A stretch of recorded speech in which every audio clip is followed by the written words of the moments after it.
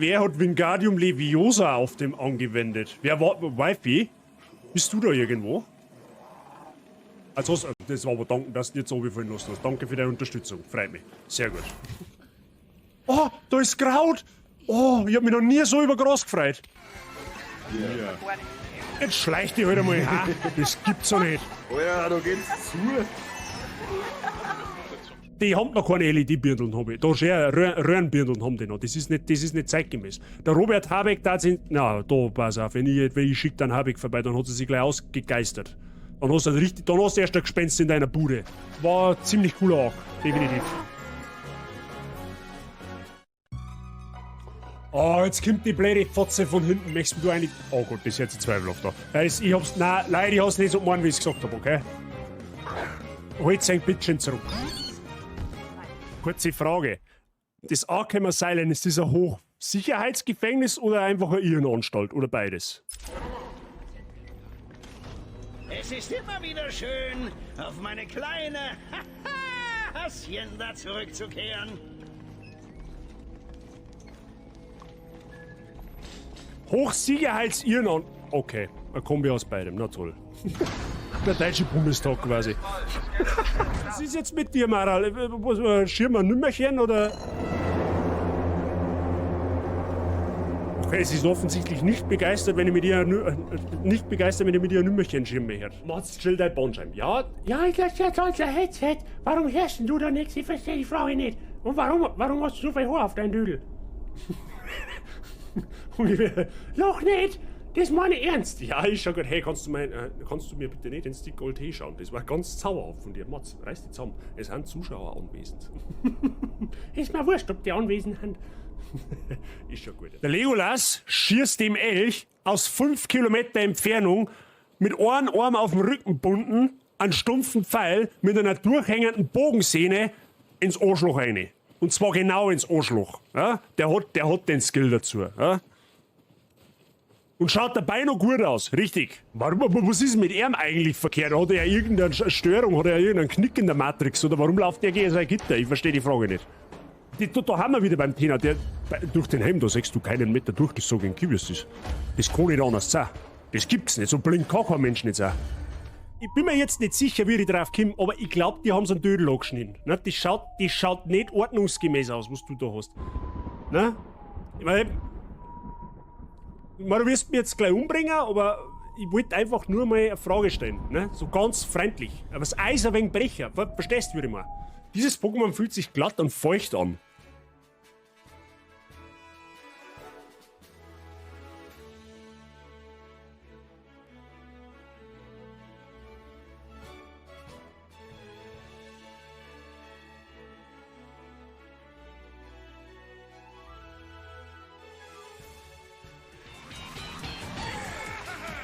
Ja, seh! Das Salz ist stark in dir, mein Freund. Das haben wir sofort reagiert. Batze in Elefantentanga und Nippelsternen? Let's go sich vor Lachen auf dem Boden wälzen.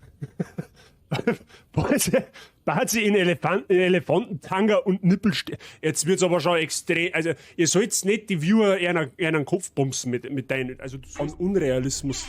Jetzt mach nicht dir zu, Grutze, fix, ich red mit meinem Chat, du hast jetzt Pause. Zupfte. Ja, ist mir wurscht, scheiß auf Gegnerpräsenz. Okay, scheiß doch nicht auf Gegnerpräsenz. Okay, das war... Okay, da sollte man vielleicht nicht blindlings reinrennen. Ich war noch so jung. Du blöde Sau, du blöde.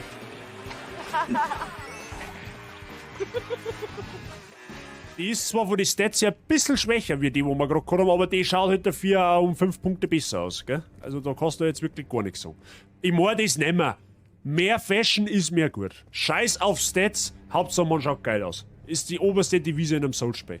Es ist erwiesen, dass du automatisch schlechter spielst, wenn du scheiße ausschaust.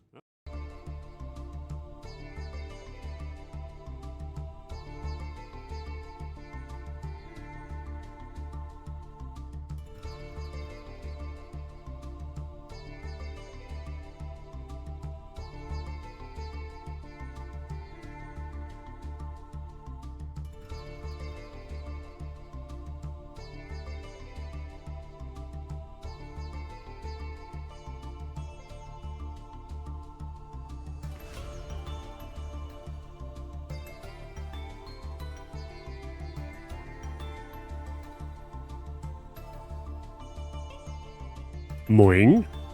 Geht da was?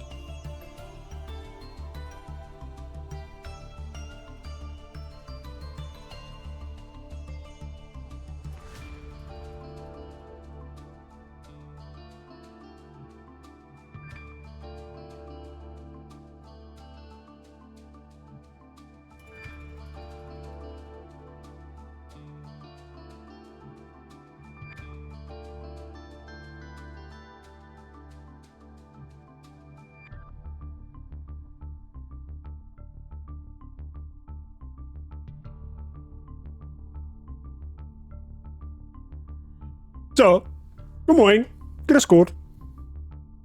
Samstag ist, Freunde der Sonne. Samstagmorgen. Samstagmorgen 8:53 Uhr, gute Zeit, um Blattborn zum Spielen. Hab ich mir sagen lassen. Grüß Gott beieinander. Mr. Gut zu Fuß, guten Morgen Andi, guten Morgen Wifi, merci für den Kaffee. Wer einen Kaffee braucht, bedient sich bei der Wifi. Und habe die Mike. Einen wunderschönen guten Morgen. Sind wir gut ausgeschlafen? Wie schauen wir aus? Gut, dass du nicht Mario Kart spielst, hab ich vielleicht noch. So, ja, das ist durchaus möglich. Ich werde nachher auf der Autobahn versuchen, schon mal den ersten oder anderen, den einen oder anderen eindrucksvollen Fahrmove hinzulegen. Na, Schmarrn. Ich werde mich natürlich stets an die StVO des Deutschen Bundesstaates zu halten. Ne? Kann gut werden, glaube ich. Kann glaube ich, gut werden. Ich hab Bock, ich sag das, wie es ist. Ich bin schon bestens vorbereitet. Ich hab meine Adresse schon ins Navi eingeben, muss quasi nur noch ans Auto und gib ihm. Guten Morgen, Sabi, grüß dich gut, wie geht's dir? Darf ich mich nur mal umdrehen im Bett? Ausnahmsweise, Mr. Seitschek. Guten Morgen.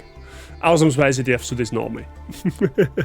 Weiß es nicht, Bazigäng ist ja brav, die tun noch nichts sehen. Du hast auf alle Fälle noch mal Luft, dass du noch mal umdrehst. Ausgeschlafen, was ist das?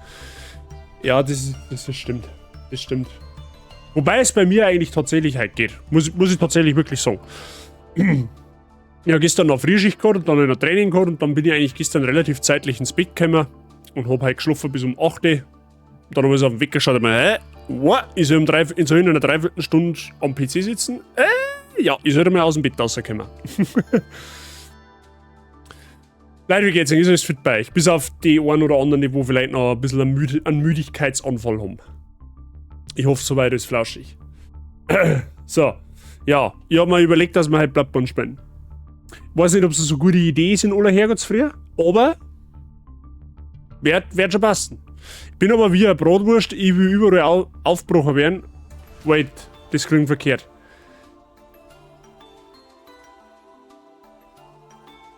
Bisschen. Aber so kennt man die halt, gell? Es war ja langweilig, wenn du nicht mehr so warst. Soweit ist flauschig beim Gutswurst, sehr schön.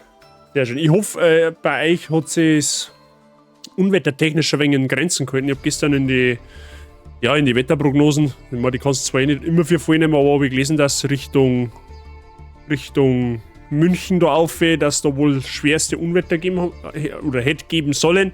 Ich hoffe, dass ihr da davon verschont geblieben seid. Also bei uns hat es eigentlich tatsächlich nur geregnet, also normal geregnet. Von daher, ja, hoffentlich ist da jeder wohlauf soweit. Ich schätze mal, im Wasser wird der Pegel schon stark ansteigen, langsam ansteigen, vermute ich jetzt einmal, weil es regnet jetzt gefühlt seit 1,5 Tagen durch, gefühlt. Mal schauen. Vielleicht haben die Monster auch noch ein bisschen schlafdamisch. Das ist tatsächlich meine Hoffnung. Ich hoffe, dass ich ein paar Bestien und Monster im Schlaf erwische. Ne? Das war eigentlich der Plan gewesen. Ne? Das Problem ist, wenn ich selber so ein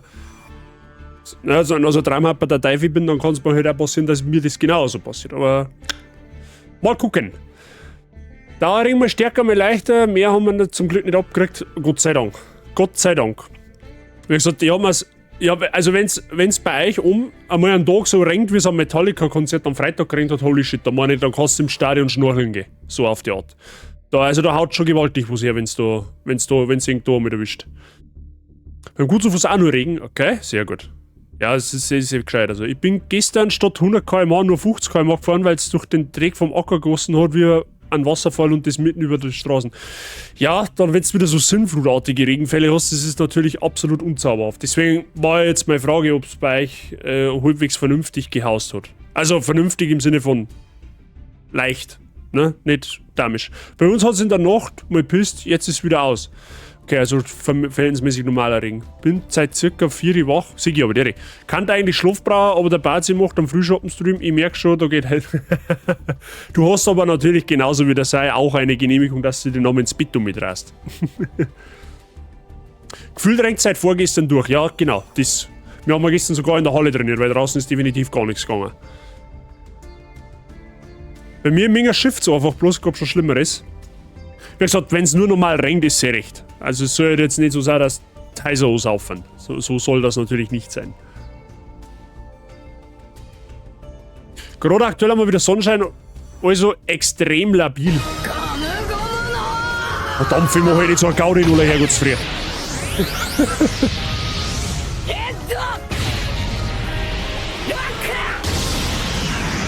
Jetzt bin ich gespannt, wie es das vorliest. Es renkt und renkt und renkt und es hett einfach nicht auf.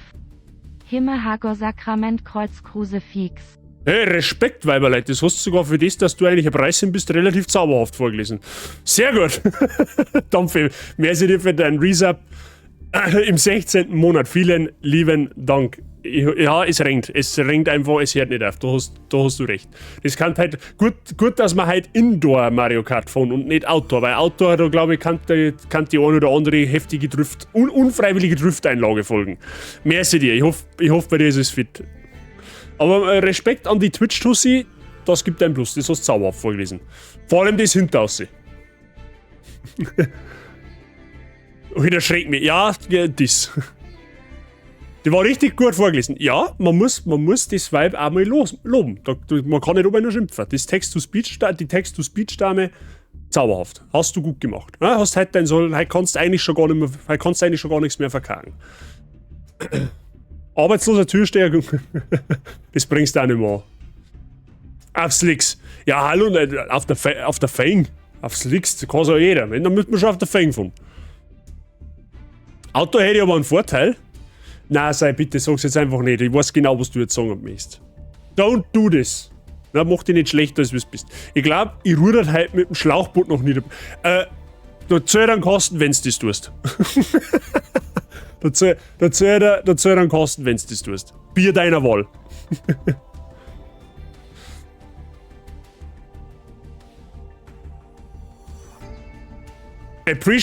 Appreciaten. Ja, genau. Appreciaten. Das muss man auch mal machen bei der Dame. GG an die TGS-Dame. Genau. So, Freunde der Sonne, wir sollten jetzt ein bisschen im Bloodborne reinschauen, haben wir mal sagen lassen. Ist das eine Idee? Der Stream heute wird jetzt nicht ganz 3 Stunden sein, weil, wie gesagt, ich bin heute noch anderweitig unterwegs. Und, ja. Ich werde jetzt ungefähr bis um 11 viel über 11 live sein. Das sind halt ein wenig mehr wie 2 Stunden. Aber ich glaube, in den 2 Stunden werden wir schon das eine oder andere weiterbringen. Ich schätze einmal, wir werden uns jetzt auf alle Fälle einmal in dem Gefängnis von Yahagul umschauen. Das ist sowohl Midgame als auch Endgame-Gebiet. Da müssen wir schauen, wie wir da vorankommen, weil ich weiß, dass da ein optionaler Boss drin ist. Und den möchte ich versuchen zum Lenken. Und dann, wenn noch Zeit bleibt, schauen wir uns so einen Kelch-Dungeon an. Ne?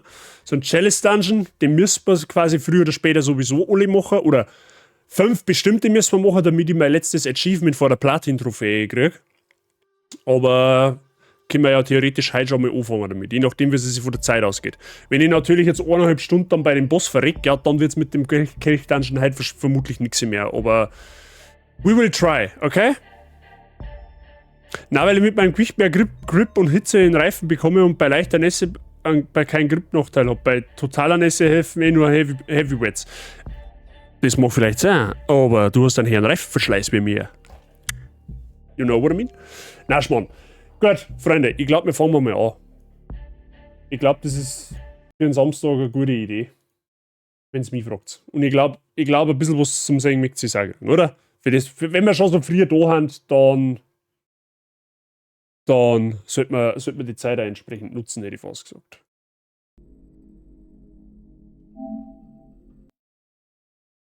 Gut. Ha, schau hier, Battle haben wir auch schon. Es läuft da wie eingestellt. Du kannst da nicht pervers. Ja, das wundert mich tatsächlich jetzt von dir selber. Ich bin da jetzt tatsächlich selber ein bisschen überrascht. Wenn ich ehrlich bin. Wobei, man kann es auch so interpretieren, dass du deinen ganzen geschubsten Dachschaden Ultra-Stuff viel später aufhebst. I don't know. So, ich mache jetzt auf alle Fälle mein Headset einmal leiser, weil sonst... Meine... Ist nicht unser Safety Car. Aber ich hätte jetzt aber schon gerne im Ballerina-Tütü und mit einer Red Flag oder sowas am Fahrbahn gesehen. Da hätte ich die gefühlt, muss ich da ganz ehrlich sagen. Gut, jetzt schaue ich ja schon wieder irgendwie ein bisschen aus. Oh. Einen schwarzen Kirchenhut. Wie schaut der aus? Beschissen. Fashion over Stats, Freunde, der Sonne merkt singt das.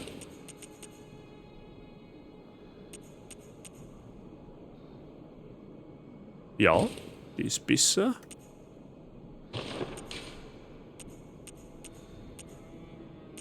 Warum ist der Kirchengewand so gut? Und warum hat Kirchengewand keine Resistenz gegen Verbrennung? Ich verstehe es nicht. Hä? Ja, okay, da können wir jetzt mal...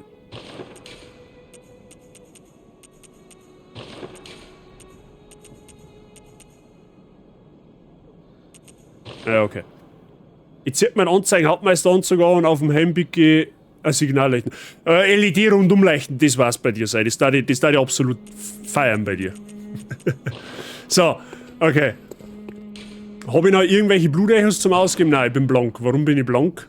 Ach ja, weil beim letzten habe ich ja sterben müssen, genau. Ah, das ist Hemweg-Knochenstraße, da will ich nicht hin. Ich will...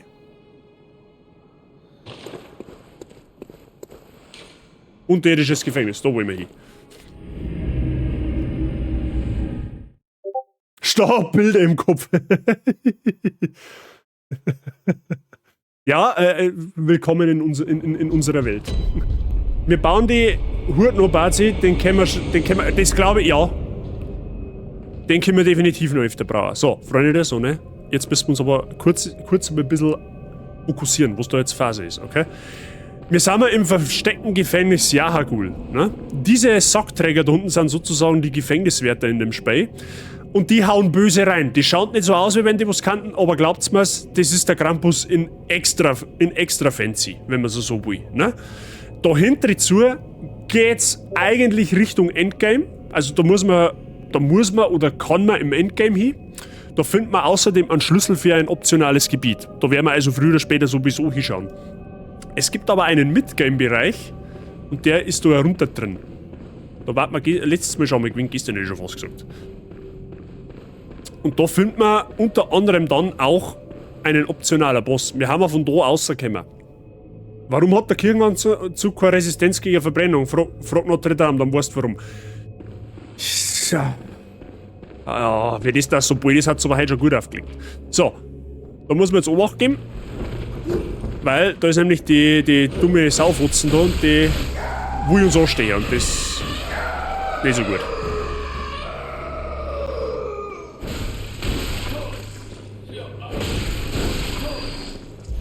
Ja, da ist noch einer. Aber der, was geht bei dir so? Man kann hoffen, nicht so, bis du ausschaust.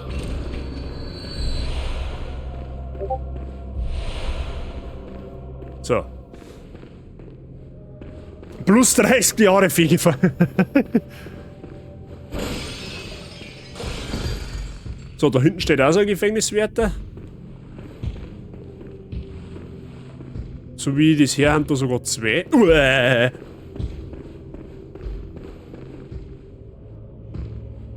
So, warum seid ihr... Okay, habe ich die.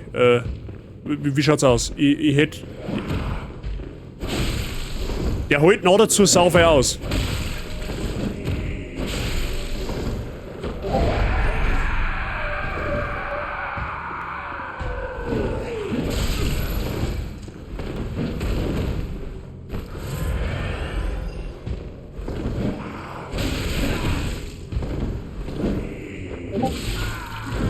Okay. Moin, Jui. Ich beglebe mich immer mit RGBs und stell blinkendes Pink ein. Ja, irgendein so ein Schwachsinn darf man bei dir echt... Das darf mich echt nicht wundern, bei dir. Wenn's du so auftrittst. Wobei, das haben wir im Boss auch gesagt und dann war es auch human. Warum bist jetzt du da herum, ist die Frage. Los, mich.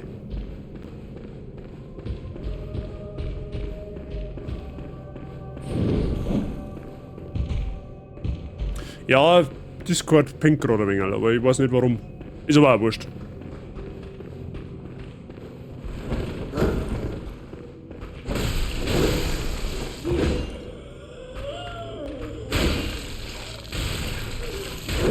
Alter, schneid mir Kehle, du hast schon recht.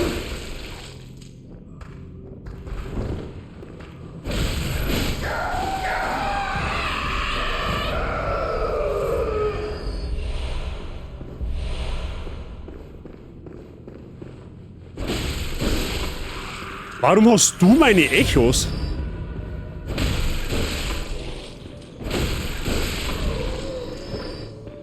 Komisch, warum hat der jetzt meine Echos gehabt? Der hat mir doch eigentlich gar nicht... Ja, ist ja wurscht. Why now Streamer Mode im normalerweise?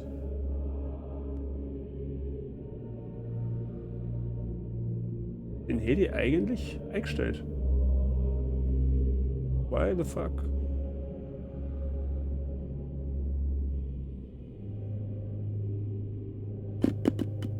Warum ist der aus?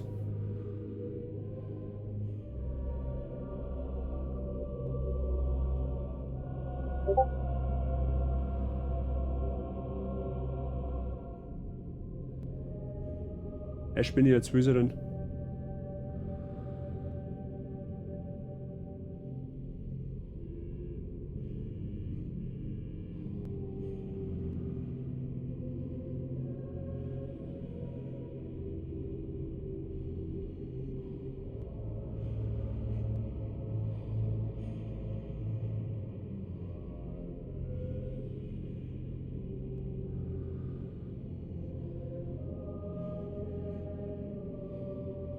Hey, da haben sie ihn hingeschoben. Warum bist du aus, du dumme Sau? So. Okay, passt dem. Hoffe. Wenn nicht, kann ich es jetzt auch nicht ändern. Ist halt dann auch so. Gut. So, wo haben wir stecken? Da ist ein Tier. Aber da kann man nicht aus sie rein. Okay, öffnet sie nicht von der sein. So, jetzt sollte man mir irgendwie an den Gefängniswärter da vorbeikommen. Das ist aber, glaube ich, jetzt gar nicht einmal so einfach. Oder können wir uns mir da ansneaken? Ah, du stehst auf, aber direkt.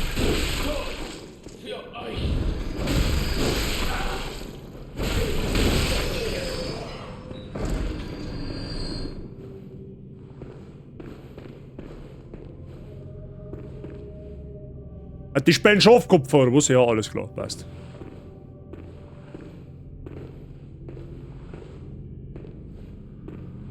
Ich kann auch sneaky peeky an denen vorbeirennen, aber das war ja langweilig, ne? Ja, vor allem halt... Ja gut, wenn wir beide merken, ist es natürlich nicht so gut. Warte mal, kann man die austribbeln?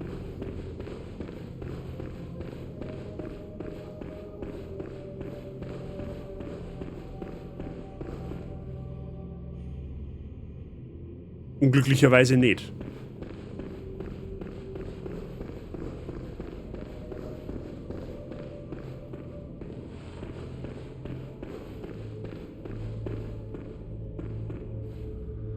Aber jetzt, Moment einmal, vielleicht haben wir jetzt Klickweitschance.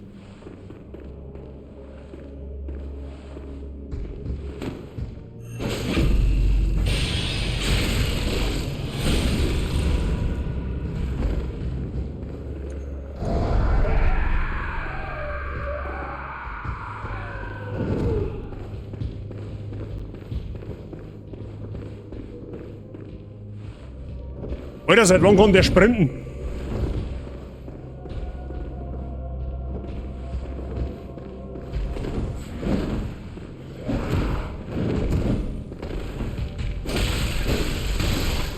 Stirb, du dumme Sau. Gut, der gibt halt aber auch mal instant 1368 Blutechos. Also der Typ ist nicht ohne. So, wo ist jetzt der andere? Da ist noch einer, oder? Aha, der spielt jetzt ein Schafkopfer. Perfekt.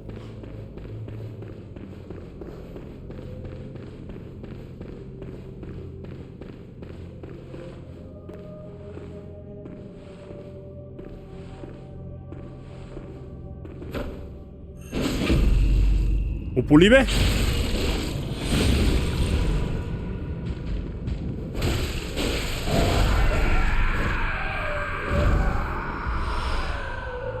Zwillingsblutsteinstäbe brauchen wir zum Aufwerten. Perfekt. Nehmen wir. Na gut, schaut sehr, haben wir es auch irgendwie geregelt gekriegt. Merci für den Lurk. Siege.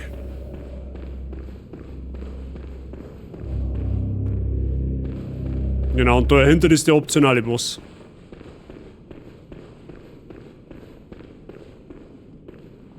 Das Ding dahinter. Sollen wir den machen? Wollen wir uns in der Früh, in aller Herrgottsfrüh schon diesen Stress aussetzen? Wie schaut's aus? Haben wir da Bock drauf? Ein Boss umpimmeln oder zerpimmelt werden? Futzen zusammen. Ja, ich wird wahrscheinlich eher zusammengefutzt, so auf die Art. Bisschen Puls schaut nicht, damit der Kreislauf in Schwung kommt, meinst. Ja, toll. Auf wen kann man sich aber auch nicht verlassen. Beschwöre Anteil. Nein, ich beschwöre jetzt nichts, ich mag das allein machen. Ist eh nur Stress für die. Ja, genau, das stimmt. Da hast du recht.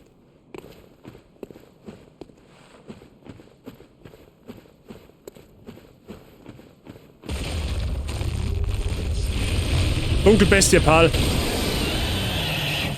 Aha.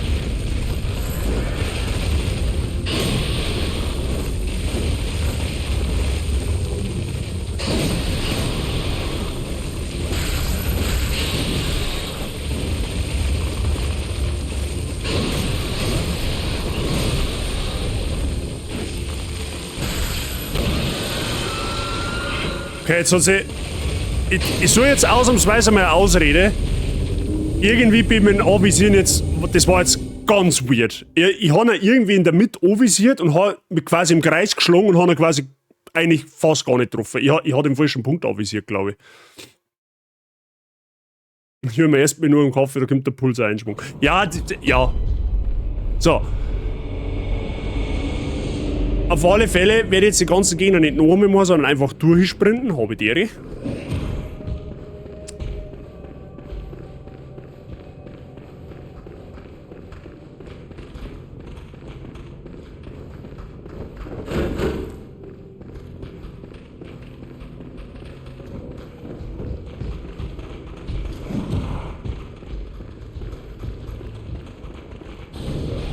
Glaube nicht, dass ihr ins Bossareal lauft.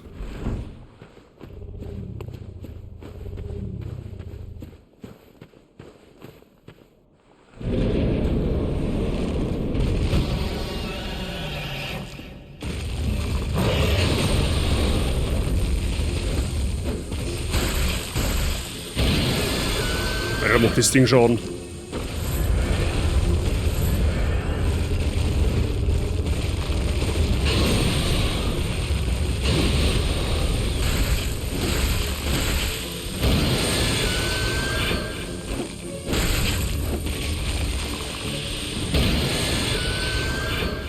Schrei nicht so!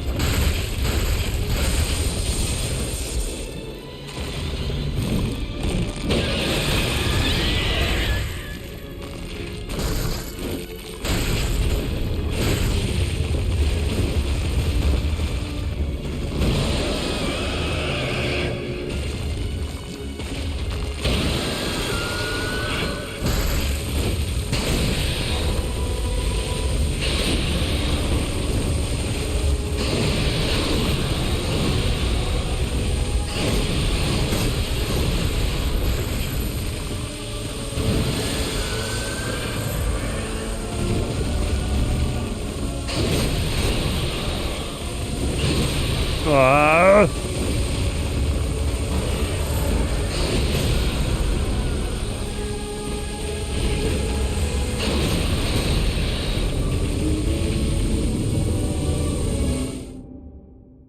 Wenn ja, ist ein kleines Problem, wenn wir die nachlaufen, nein, das tun sie nicht. Die ganz normalen Gegner laufen nicht in der Bossarea alleine.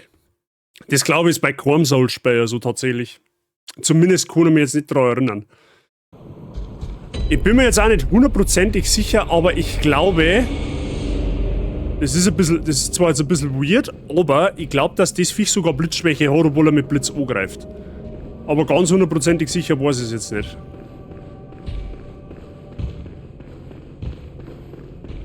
Ich weiß, dass er einen Schwachpunkt hat, dass du quasi dem seine Füße auf quasi weghauen musst, dass er so wieder auf den Boden fliegt.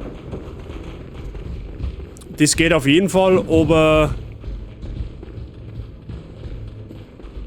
wie gesagt, das ist ein paar Jahre her. Die ist aber machbar, die ist nicht so krass dramatisch.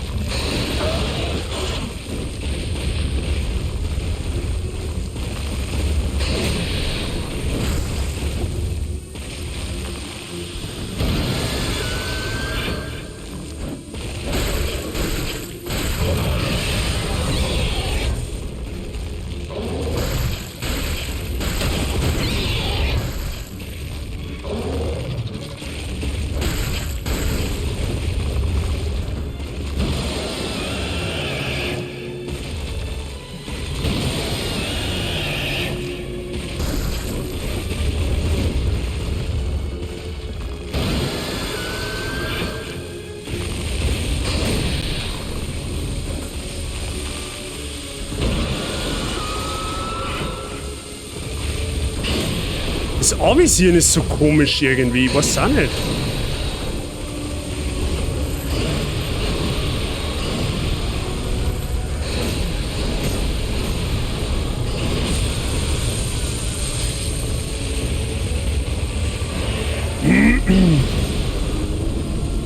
Weil ich kann irgendwie nicht seine Füße anvisieren. Ich kann entweder nur seinen Bimbus oder quasi seinen Oberkörper anvisieren, aber das macht's sau komisch, dass du halt. Ich kann dann seine Füße nicht angreifen. Ich greife dann quasi immer nur ich schluck quasi in der Luft umeinander. Das ist ein bisschen unzauberhaft. Ich müsste jetzt seine Füße anvisieren können, dann war's es ein wenig besser. Aber das kann ich leider nicht.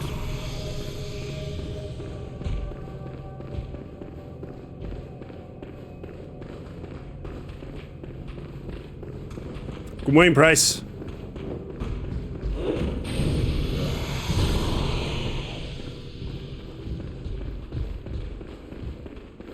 Mein Hut, der hat 3 Ecken. Ja, meiner auch. So.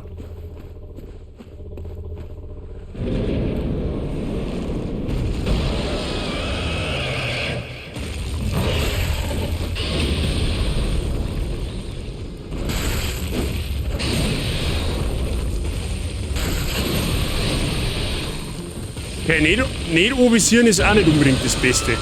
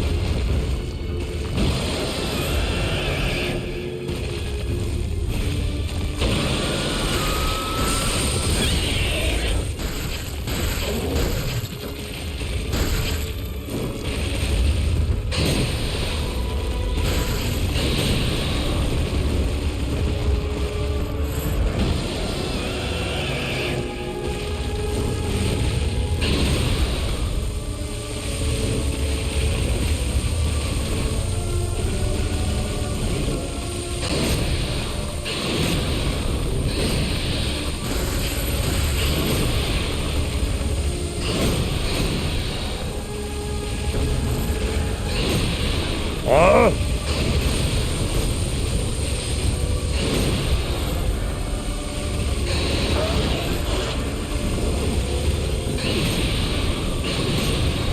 Chill halt einmal.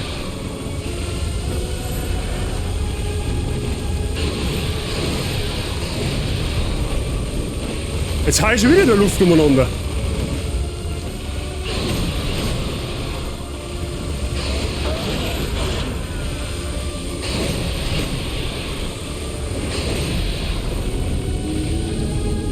Es ist aber gerade die letzten Meter, da komm ich, Moment einmal, ich muss mal schauen, ob ich noch Mollis hab, pass auf. Ich glaube, ich habe sogar noch Mollis. Also du kannst den du kannst den auf jeden Fall, wenn der sein Blitzgedöns da macht, da kannst du ihn aus von die Haxen runterhauen, aber du musst halt die scheiß Haxen erst einmal treffen. Und das ist nicht so einfach, wenn du in der Luft umeinander tremmelst. Ah, schau, ich hab sogar noch zweimal, das Tag ist her.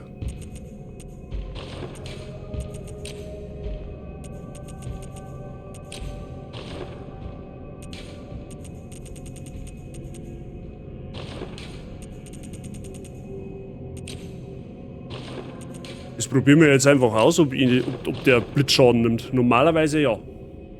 So, ich schwimme mal zum Bäcker, schwimme die zwei raus und was das ist, Schwimmflieger anziehen.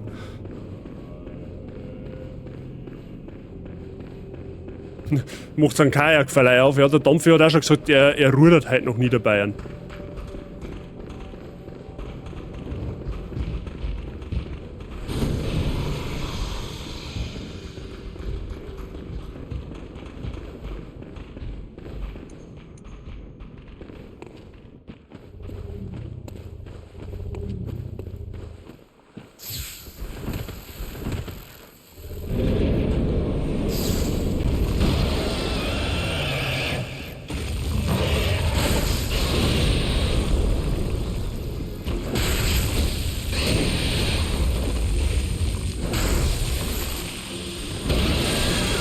Es ist so komisch, das Ding anzuvisieren.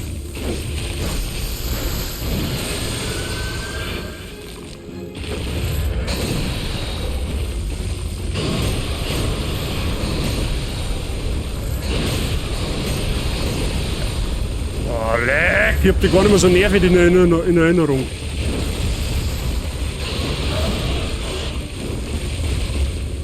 Ich sage euch gar nichts. Aber das ist so... Ich will nicht seinen Kopf, ich will seinen dummen Achsen. Was interessiert denn mich dem sein dummes Hirn?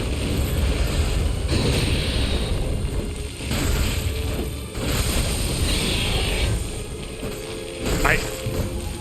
Ja, das kannst du nicht vergessen. Ich kann den nicht gescheit treffen. Das ist total behindert.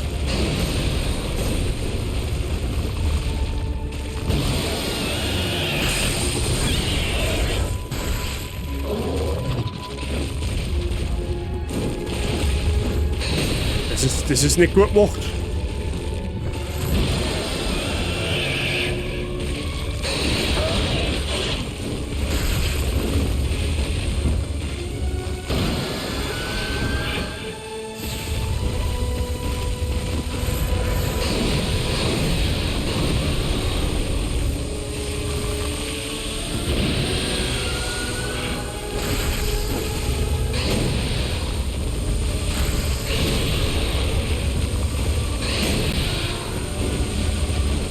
Der ist total beschissen zum Anvisieren. Wer haben sie das patcht? Aber am Kopf und am Oberkörper den anvisieren, das ist total bescheuert. Weißt du, weil, ich drehe mich quasi im Kreis, ich schlage in der Luft umeinander. Aber muss schon irgendwie gehen. Aber Blitzschaden ist auf alle Fälle nicht so der way to go.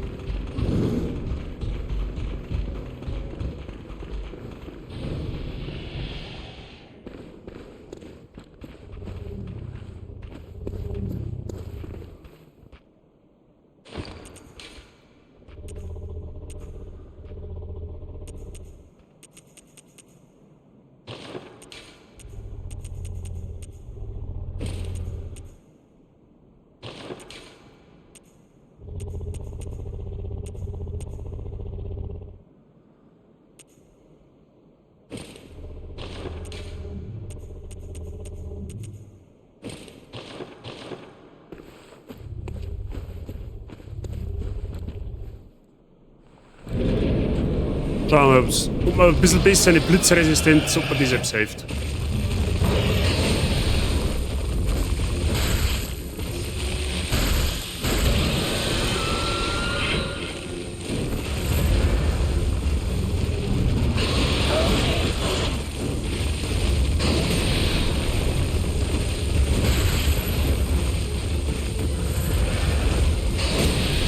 Alter.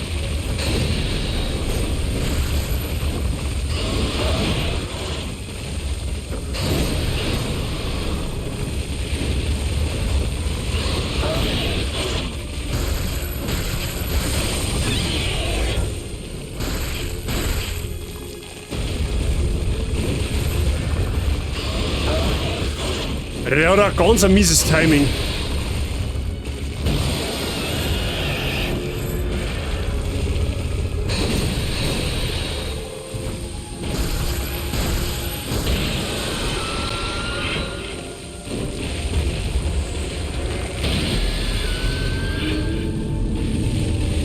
Jetzt muss ich mich da mal ein wenig anders positionieren, weil sonst meine ich, wird das nichts da. Weil ich da so lässig in meinem Sessel drin hocke. Wenn wir den auf Zeiten backeln da. Ganze Geschichte. Vor allem, der war ja eigentlich gar nicht so schwer. Das Problem ist einfach nur, ich triff ihn nicht.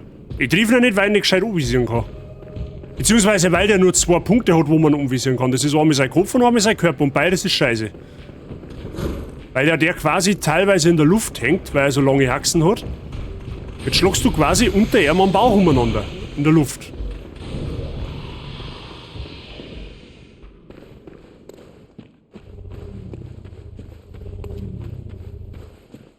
Und nicht anvisieren ist auch nicht gut, weil dann sehe ich überhaupt nicht, was los ist.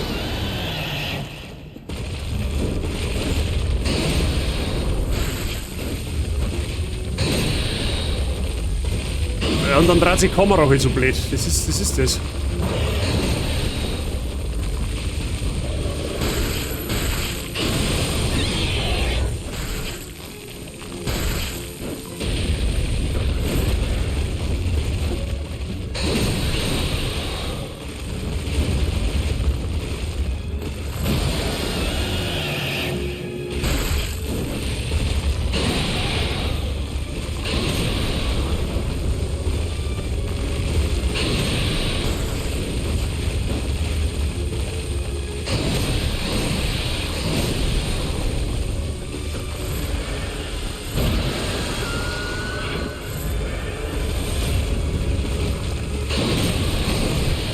Und wo sitzt du den Punkt zum Ausweichen?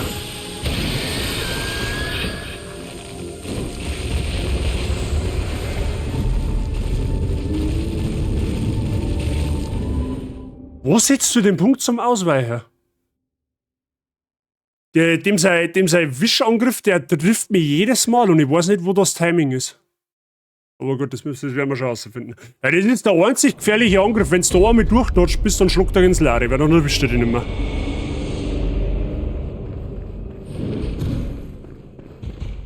Ich habe einen Pro-Tipp. Jetzt pass auf, jetzt kommt's. Lass dich einfach nicht treffen, ja. Das war natürlich das Optimale, aber das kriege ich gerade noch nicht so ganz hin. Alte 4? Nein, das wird nicht passieren. Ich habe schon schlimmere Bosse zusammengehauen wie den Idioten, oder? Das ist einfach nur ungewohntes Pattern, das ist alles. Oder außer zum Finden, wann ist der Punkt, wo du den Dodge setzen musst. Das ist das Einzige. Ganz ehrlich, mit Bums momentan einfach nur das Anvisieren. Das ist das Einzige, was mir ein bisschen aus dem Konzept bringt.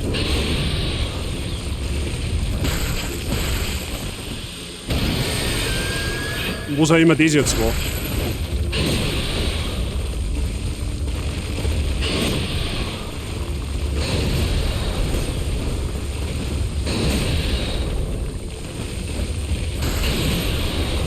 Haut halt einfach irgendwo hin.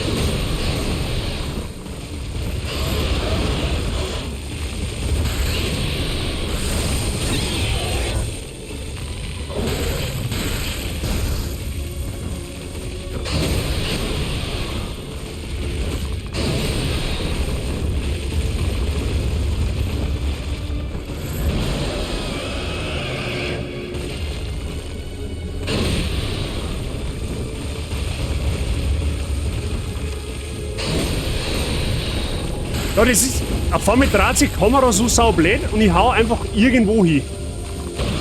Nur nicht da, wo ich hinhauen soll.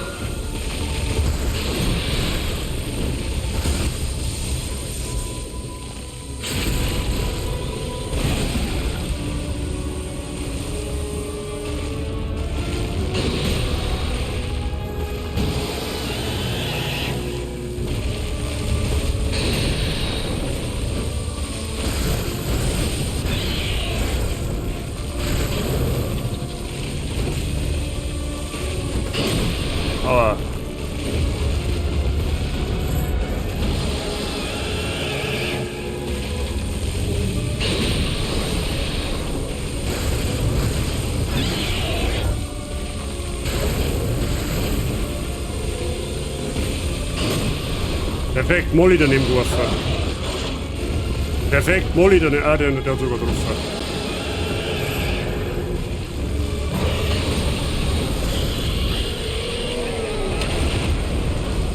Dummes Mistviech.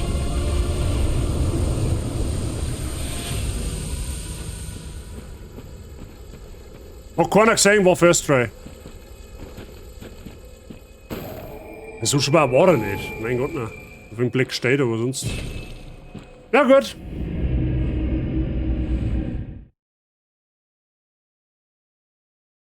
Dampfe, wann probieren wir's?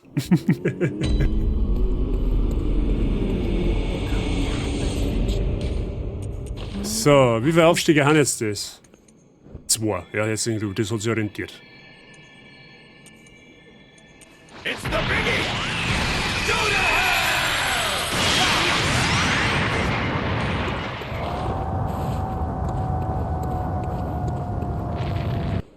Moin.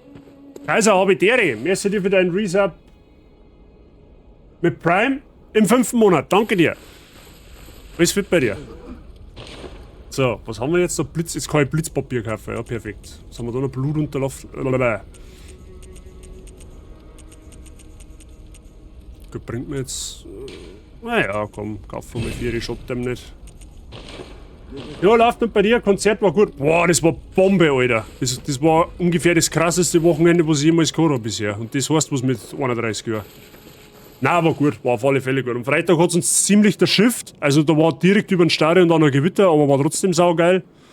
Und Sonntag haben wir absolutes Traumwetter gehabt. Also kann man echt nichts sagen. War wirklich ein geiles Wochenende. So, was wollt jetzt ich tun? Genau. Was bringt's denn, wenn man den Boss zusammenpümmelt? Im Endeffekt kriegst du ein Funkenjäger-Abzeichen. Was dann dafür brauchst, dass du das Ding da kaufen kannst. Ein Tonitrus, das ist eine Blitzwaffe, das ist quasi eine der besseren Waffen im Spiel. Aber für sonst machst du das eigentlich für Katz. Und für Techos. So, was tust du am Wochenende? Beziehungsweise was treibst du das Wochenende? So sollte man sagen. So, der möchte die Waffe reparieren.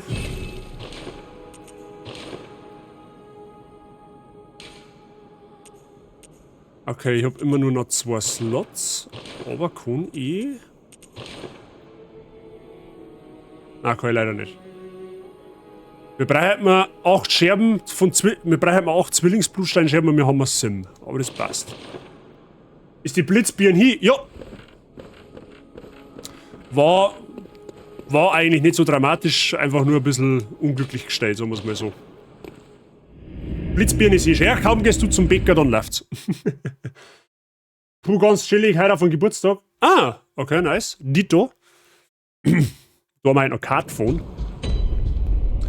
Aber ansonsten, mal schauen. Wie geht's dir denn in der neuen Abteilung? So, jetzt schauen wir mal, ob wir da irgendwie weiterkommen.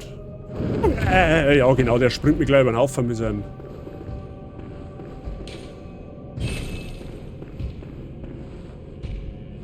Ja, genau, dreh die Tour um.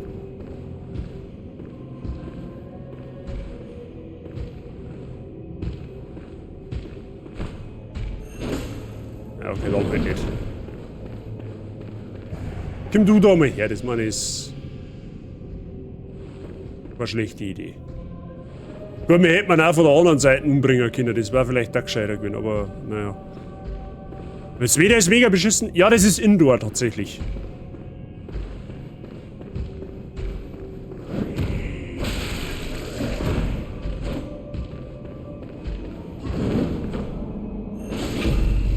Oh, eine am Popo.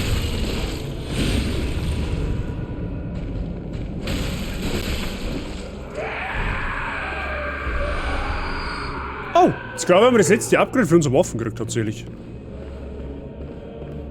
Ich glaube, dass man sogar später an der Stelle von 2 Jägern invasiert wird. Also Ingame-Jägern.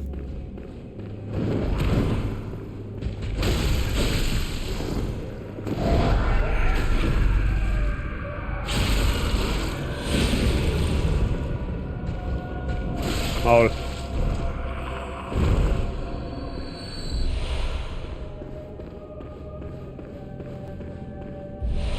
Mond, okay, das ist Rune. Oh, hi.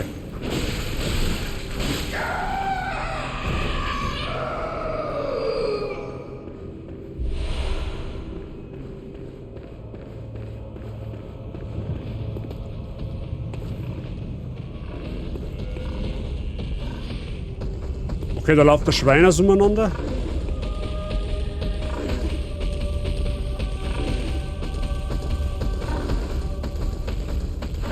Ob EMAG oder Hessab? Was hast du an Nummer? EMAG wahrscheinlich, oder? Logischerweise.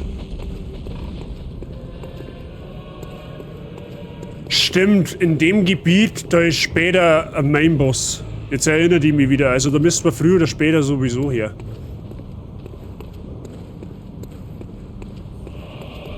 Oh.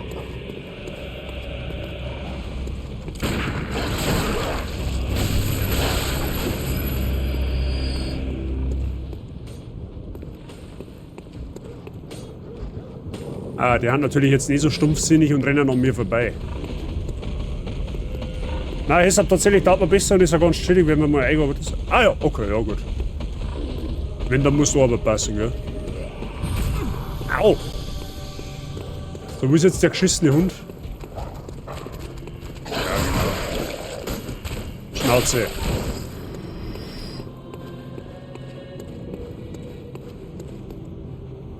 Boah, leck, aber da weiß ich echt gar nicht mehr, wo man da hin muss.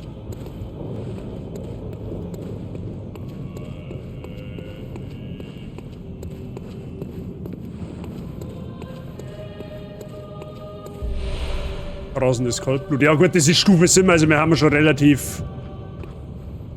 Ah ja, da können wir da raus. So.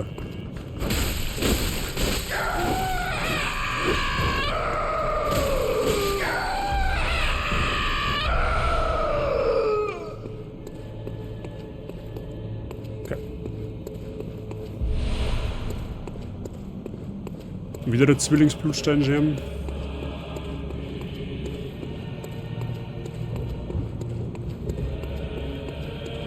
Also und der Sackelträger bleibt jetzt da stehen, oder was? Ja gut, war mir auch recht. War ein leichter Köln.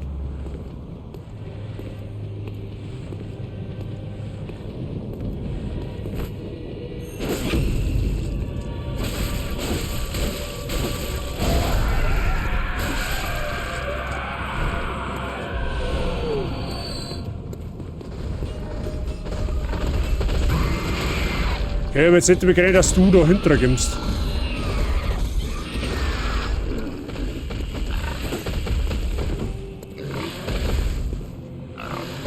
Ah ja.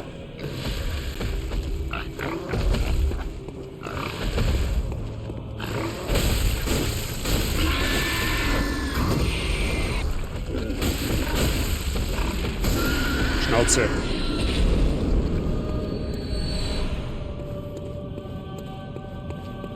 Gut, da kannst du jetzt brutal Blutfiolen fahren, gell? So ist es jetzt nicht.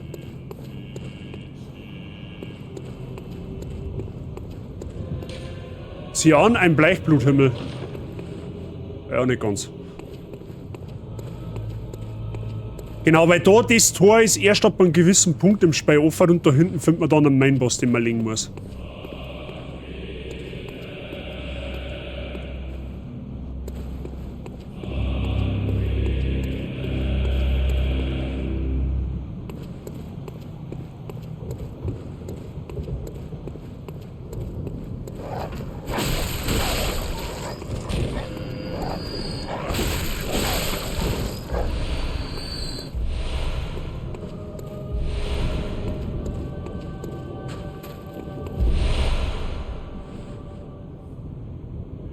Okay, aber dass man da Rüstung findet? Weil ich das ja richtig mache.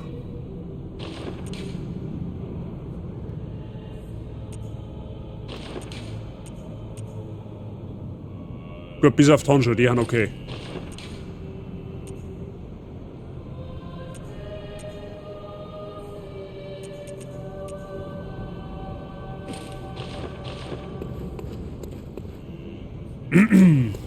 Ja gut.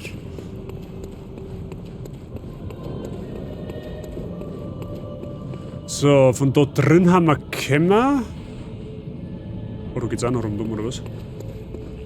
Let me see. Oh, leck, ich weiß einfach so viel nicht mehr.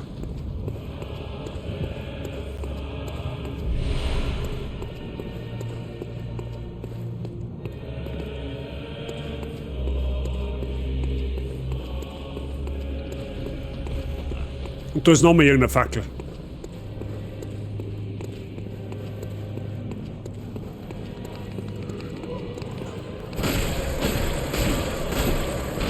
Wer ist die Tenki?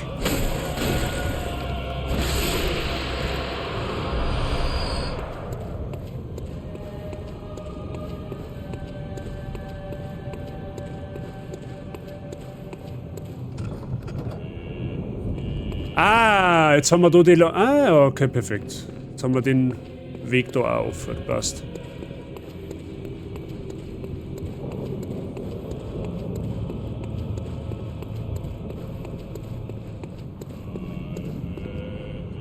So, wo rennt jetzt die Sau umeinander? Ich hab doch da irgendwo eine Sau umeinander rennen gehört.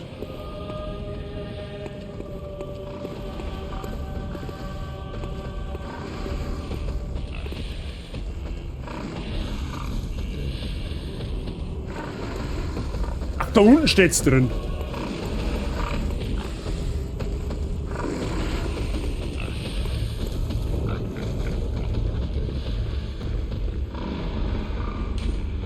Funktioniert der Zeit nicht? Da gibt es einen Aufzug.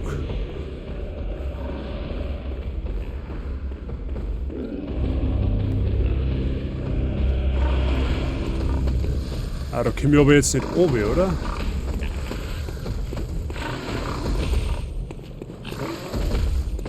Ah, leider nicht. Jetzt hätten wir hinter sich hinspringen können und hätten wir es instant killen können.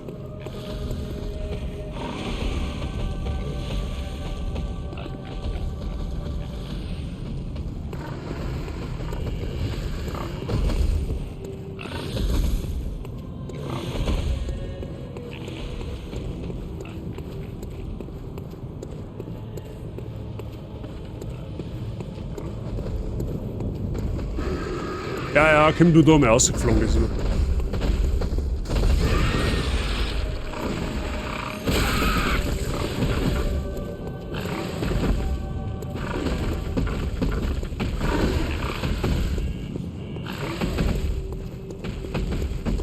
Greifst du auch noch mal um?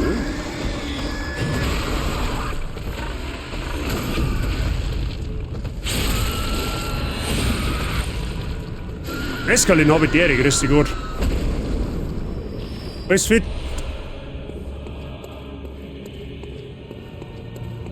Echt, das wird schon laufen.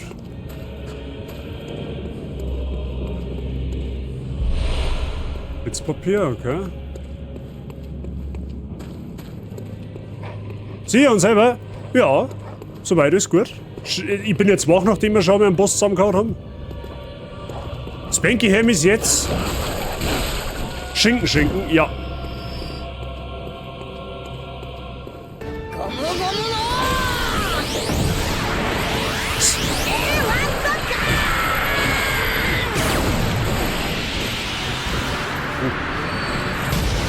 Wie abgelenkt worden.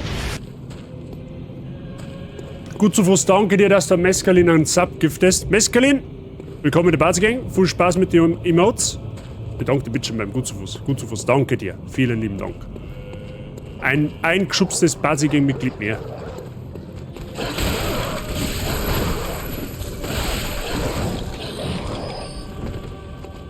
Sitz.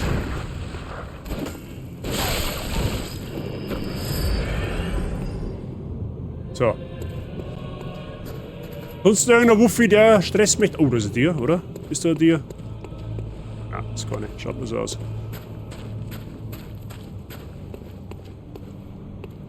So, ihr bewacht irgendwas.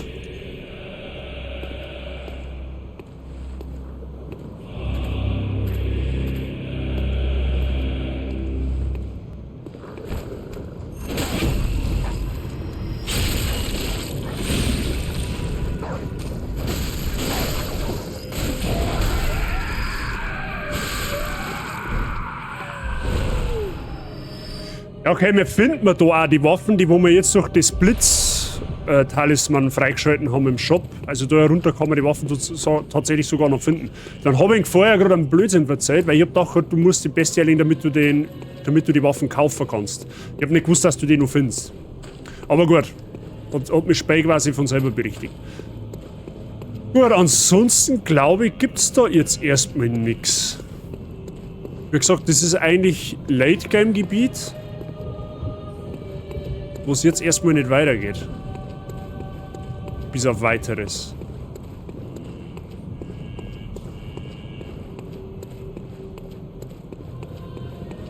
Dann können wir jetzt, wir haben 24.266 Blutechos, das ist schon eine Menge jetzt mittlerweile. Die können wir auf alle Fälle ausgeben und dann können wir unsere Waffen aufwerten und dann, da ich fast vorschlagen, machen wir mal so einen Kelch-Dungeon. So Dementorenviecher gibt es auf der Burg Wachsenberg. Die Wächter der Zeit. Ja, die haben so eine Mischung aus, wie du sagst, aus Dementor und Krampus, da jetzt sagen. Ein grantiger Dementor vielleicht, so. Und später verändert sich, glaube ich, das Gebiet sogar ein bisschen, weil da weiß ich noch ziemlich gut, da wirst du von 2 Jägern invasiert. Das ist etwas unflauschige Stelle.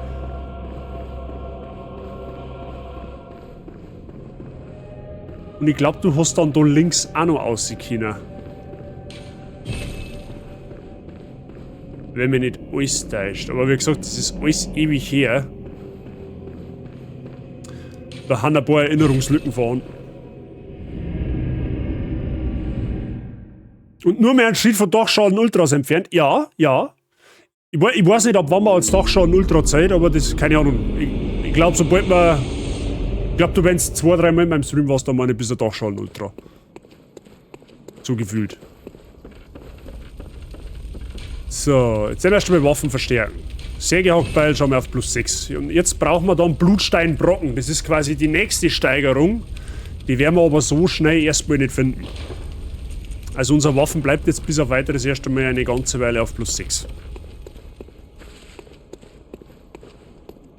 Mir wundert es, dass der GSC Hubs nicht mehr funktioniert. Da muss ich mal schauen, was da los ist. Das ist mir letztes Mal schon aufgefallen, aber ich habe nicht mehr dran gedacht. Normalerweise sollte ja da eine Audiodatei angespielt werden. Willkommen da. Was für... Nun gut, lasst mich... So. Ja, da pushen wir Stärke nochmal, weil warum nicht?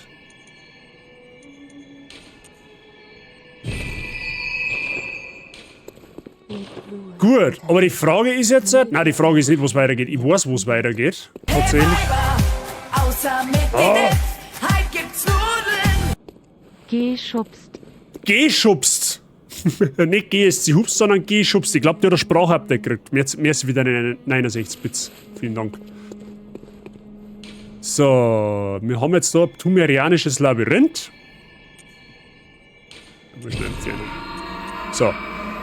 Dann machen wir jetzt einmal so ein Kelchritual. Der Tumeru-Kelch, das ist einer von 5 Ritualen, Kelche, die man machen muss, damit man später zu dem letzten Boss da kommt, den wo ich noch brauche.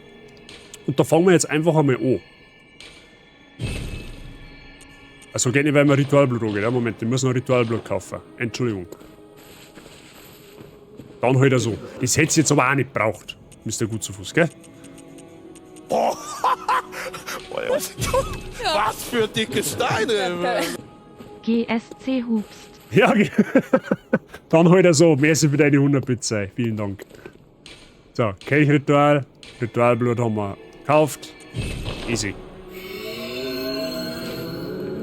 Das Verlies ist fertig und der Kelch ruht auf dem Altar. Das Verlies kann nun erkundet werden. Soweit ich weiß, hat er so ein Verlies 3 Etagen. Wie spät ist denn jetzt? Ach, kurz vor 10 Jahren, schon, ja, mal noch über eine Stunde Zeit. So ein Verlies hat 3 Etagen und in dem Verlies findet man quasi weitere Kelche und Aufwertungsmaterialien und Blutedelsteine. Also je tiefer man geht, umso stärkere Items kann man finden, aber umso schwerer werden die Bosse ja. Also du hast quasi pro Verlies, glaube ich, 3 Bosse oder 2. Ich bin mir nicht mehr hundertprozentig sicher, aber das werden wir jetzt alles rausfinden.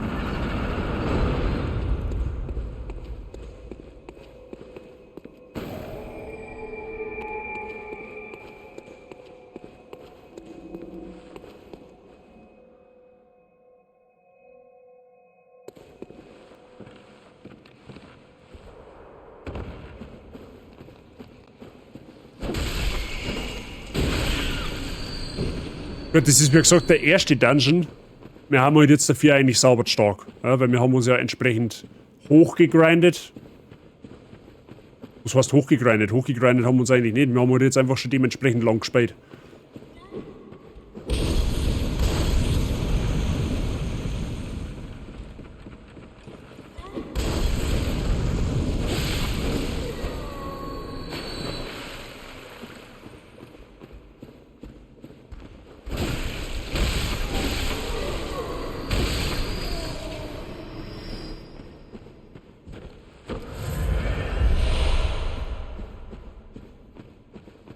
Und es gibt in dem Labyrinth mehrere Wege, die wo entweder, also einer führt immer weiter und der andere führt in Sackgassen.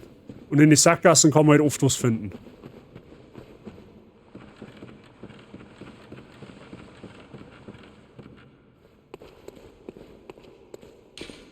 Genau, das ist jetzt von einem Gerät versperrt, das ist quasi eine Sackgasse.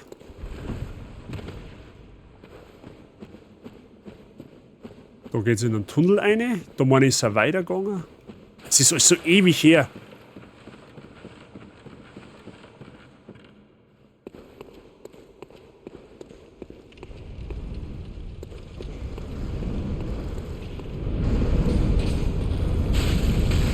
Du dumme Sau dahinter.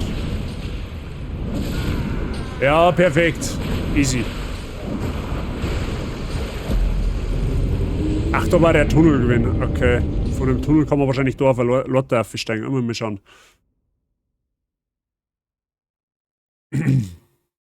Jetzt hat er mich mit einem Messer eiskalt so weit zurückgeworfen, dass mir so ein Säbel einfach runterwirft. Und genau vor die Füße von dem anderen Haum da hat, oder? Aber das ist fein. Dann weiß ich nämlich, dass wir jetzt einfach erstmal gleich durch den Tunnel durchrosen.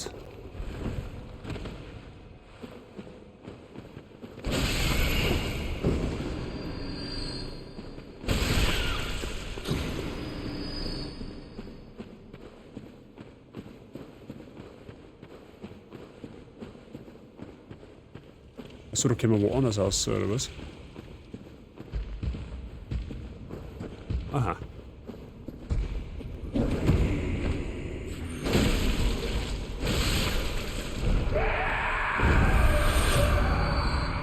Du kannst gar nichts.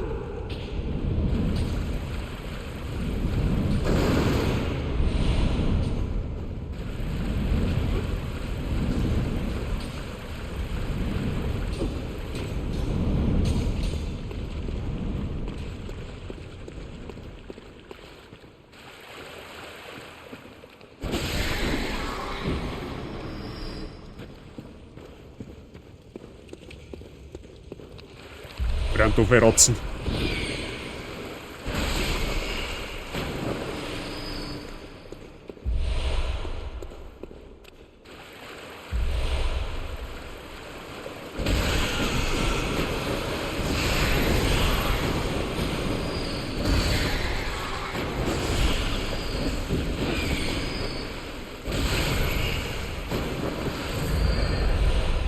Grabschimmel. Einen Grabschimmel brauchen wir dann für den nächsten Kelch, wenn mich nicht alles täuscht. Also die Kelche stacken dann quasi aufeinander von den Items her, die wo man findet. Und später, glaube ich, muss man sogar mal die vorherigen Kelche ein bisschen farmen, weil du brauchst irgendwann, keine Ahnung, wie viel Materialien vom Vorkelch oder vom Vordungeon. Also das ist jetzt keine Sache auf ewig viele Stunden, aber du musst halt 2-3 Runs machen oder so.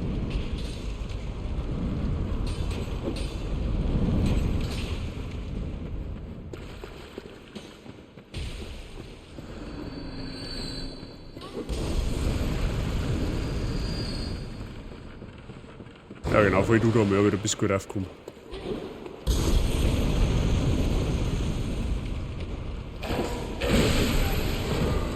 Wieder!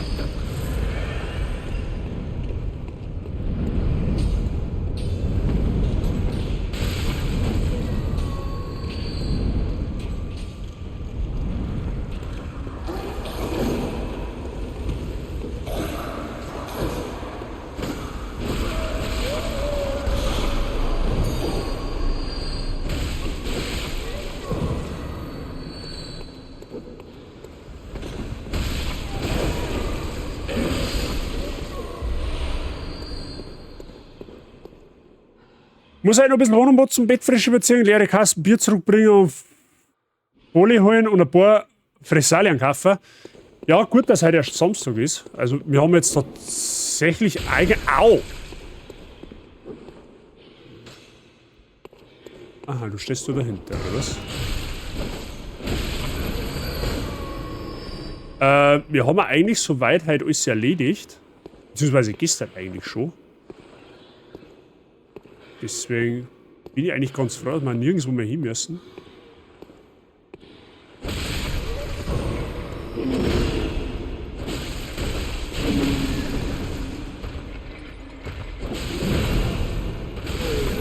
Kannst du chillen? Well, look, that's an ass.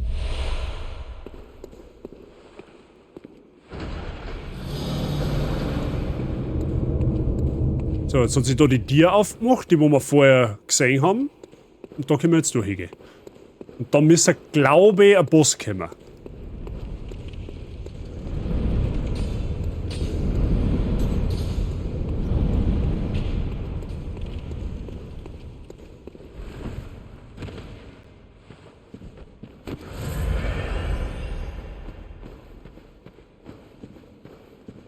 Ja, Samstagvormittag, also ich habe bei uns gefühlt da keinen einzigen Zeitpunkt nicht gefunden, von der Uhrzeit her, wann der beste Zeitpunkt ist zum Einkaufen gehen. Es ist scheißegal, ob du um 8 Uhr in der Früh gehst, um 10 Uhr Vormittag, um 12 Uhr, um 2 Uhr. Bei uns geht es irgendwie immer irgendwo zu. Chronologisch vor allem dann, wenn ein Feiertag ist. Dann hast du das Gefühl, die ganze Welt geht einkaufen, weil kannst ja morgen nichts mehr zum Essen finden. Der untote Riese.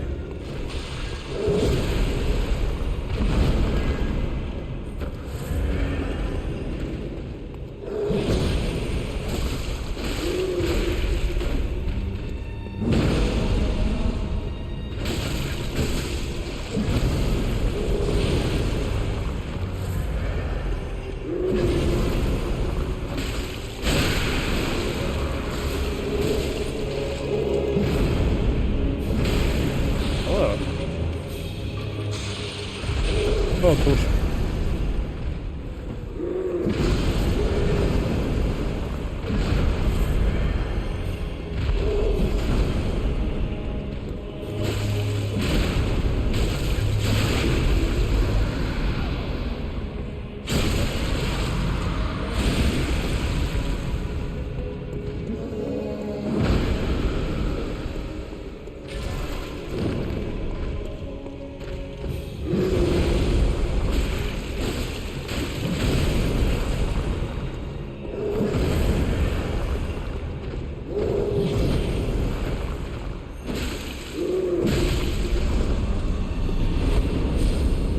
Quest 3. Expertenblutedelstein der Stufe 3.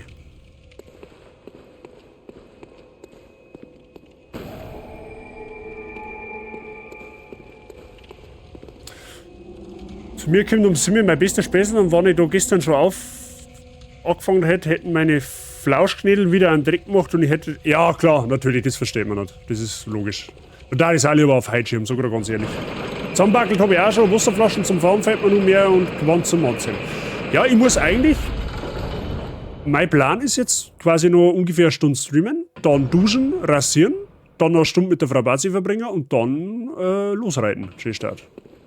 Also fahren. Nicht, dass ich so einen Mann nicht mit dem Pferd.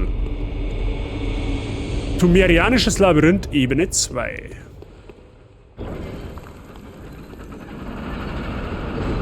Ich soll jetzt vielleicht einmal kurz in den Traum des Jägers gehen, damit meine Blutviolen wieder aufgefüllt werden.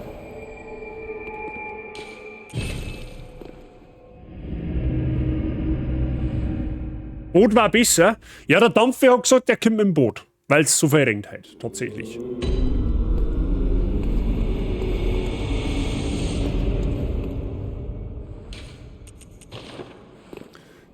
Rasieren? Für was? Vollboard Rules. Verzeiht es meiner Freundin.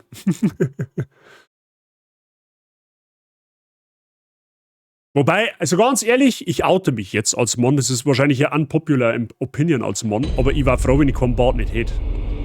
Ganz ehrlich, mir nervt das, die Rasiererei. Das geht mir tierisch auf den Sender. Bei D5 vor im Gesicht rasieren, ja. Dat Mut, ne? So, da ist die Tür, wo wir später wieder durch müssen. Wir müssen jetzt quasi den Hebel finden, der wo wahrscheinlich wieder von so einem dicken Arsch bewacht wird. Dann schauen wir halt einmal. Unser Mähroboter hat auch schon kapituliert, weil sie hier nicht Pfützen stehen. Ja, das glaube ich. Aber wenn ich mir diesbezüglich was wünschen kann, hätte ich... Ah, Eps nicht. Jetzt trauen wir fast nicht nachfragen. Oh, hi. Was ist mit eng 2? Macht ihr Fackelwanderung oder was? Du chillst deine Knierscheiben. Wenn du sowas überhaupt hast. Ach, genau das? Na, schau her. Da bin doch nicht allein mit meiner Meinung. Sehr gut. I like. Ich rasiere mir einmal in der Woche meinen Kopf. Ich rasiere mir in der Regel auch einmal in der Woche. Also jetzt halt nicht meinen Kopf, sondern halt, ja, Gesicht, Achseln, Brust. Ne? Aber manchmal läuft es nicht so, wie man möchte.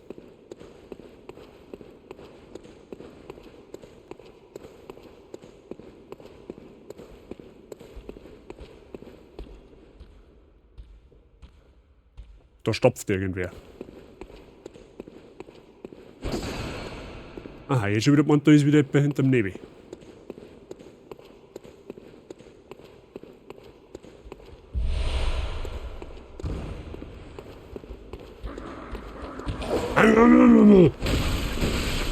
Geht ja nicht so auf, oder? Ja, von mir aus.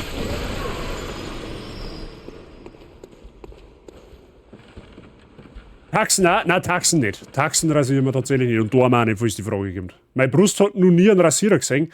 Ganz ehrlich, wenn du so bläst bist, dass du keine Körperbehaarung kriegst an der Brust oder am Rücken, dann GG. Das ist das lästigste, wo gibt. Ja, genau, voll du mir. Du bist gut aufgekommen, du Hamdauer.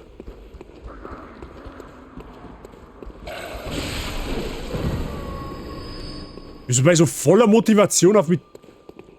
Wo ist die Klingel, Leute? Da hinten ist die Saubritschen, die elendig.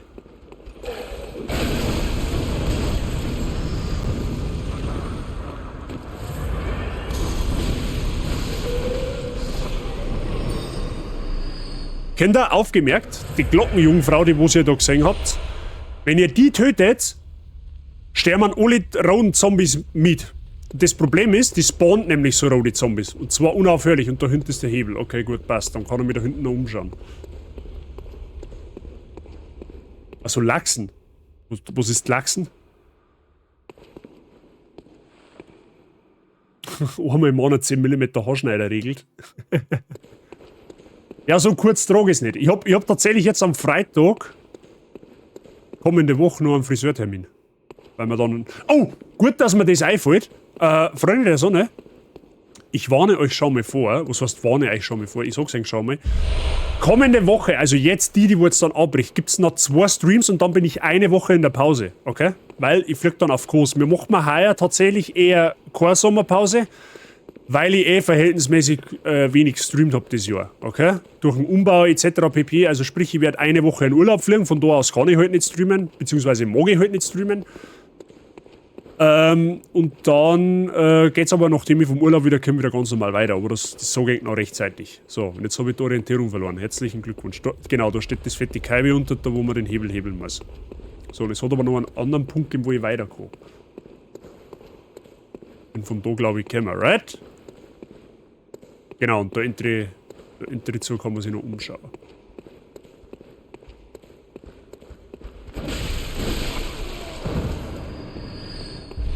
Ja, looten du dich schon, wenn du mich schon so fragst.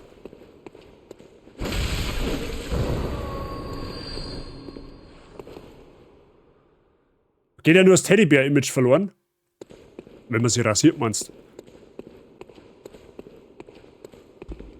Irksen, ach so. Das sind Dachseln, oder? Aha. Soll ich mir das wundern, warum die Truhe von unserem Sackträger bewacht wird? Und soll ich mir das wundern, wenn da Gegner stehen?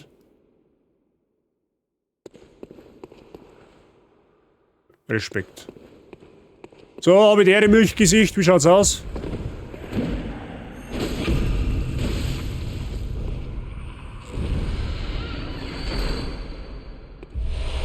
Ritualblut der Stufe 2. Ja, asozial.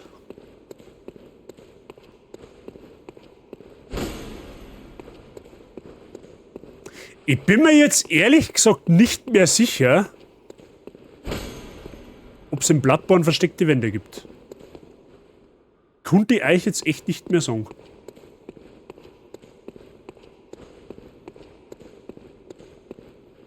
Ich meine aber nein.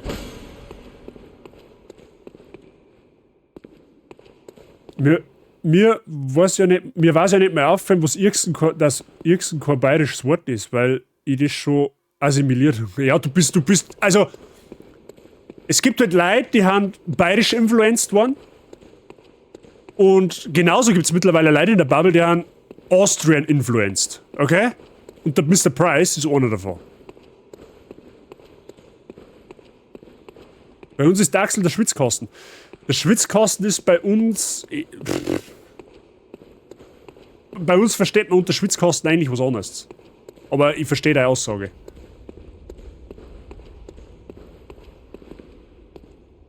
So, Colin Gnädelbeppe, wie schaut's aus?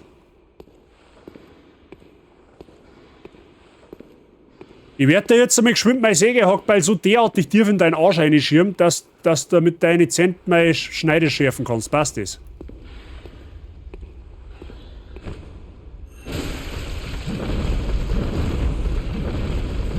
Okay, jetzt hab ich Kopfkino. Warum? Der ist pudelnocker und rollt. Das ist quasi das hässliche Mülltank. Oder wie sage ich das?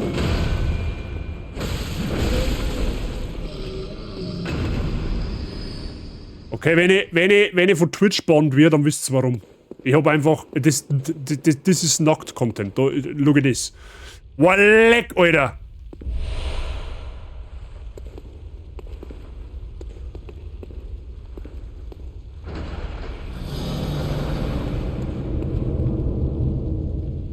So. Rollkommando, ja, Elektrobality. Oh Gott. Weil wir den Naslogger gerade der Pokémon haben, wo es auch Rollkommando heißt. Ja, toll. Jetzt muss ich jetzt mal an das Ding da denken, wenn ich jetzt mein Elektroball einsetze. Herzlichen Glückwunsch, Andi. Das hast du wieder super gemacht.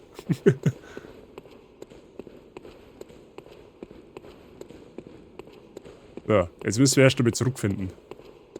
Irgendwie, oder geht's da noch irgendwo anders hin? What? Wait a minute.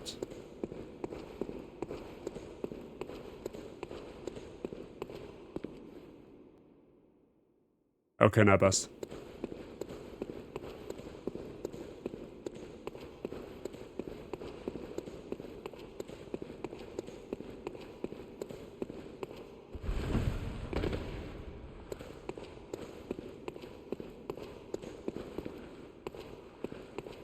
So, da hinten ist jetzt die Tier, da können wir jetzt durch, da wird dann nochmal ein Boss sein, vermute ich mal.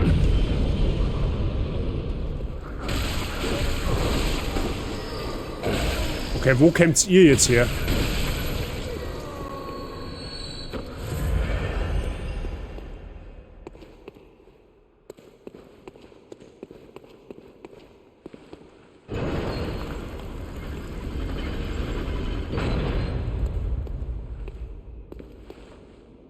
Rollkommando mit Agilität, weil Kopfkino finisht. Ja, jetzt haben wir es wieder geschafft für heute. So, nächster Boss it is. Gnadenlose Wächter und der Wächterhäuptling. Achso, ihr seid normalos. Okay, I see what it is, man. Ah, du hast eine Kanone. Weißt du, was du mir kannst?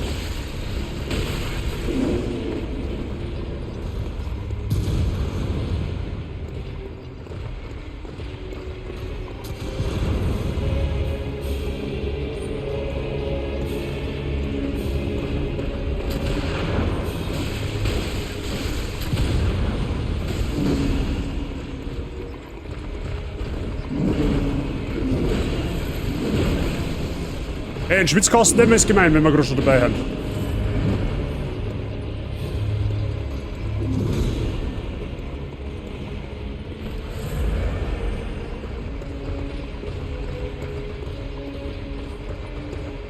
Jetzt weiß ich natürlich nicht. Wo ist denn der mit der Kanone?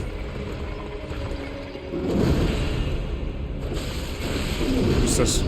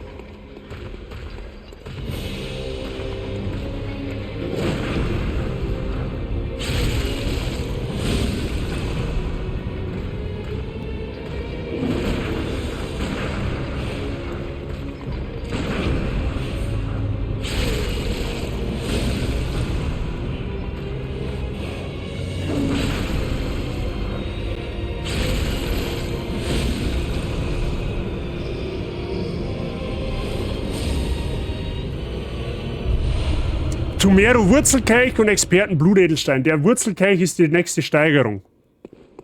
So, die drei haben da, wir haben schon schlimmere verhauen. So, es ist nicht so. War zwar überhaupt nicht auf das bezogen, sondern auf Birgers Daisy, knockert übers Airfield. Der Stream ist mir tatsächlich schon über mein Haupt ausgekommen. Ne? Wie soll denn ihr jetzt den Wie soll denn jetzt ihr an den Waschbären denken, wenn's mir schon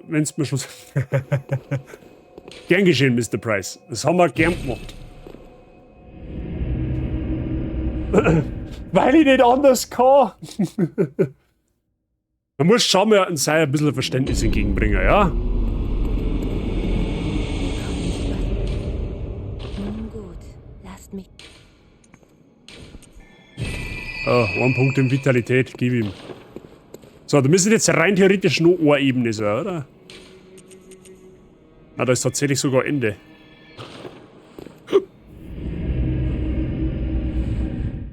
Da ist tatsächlich Ende. Am I right?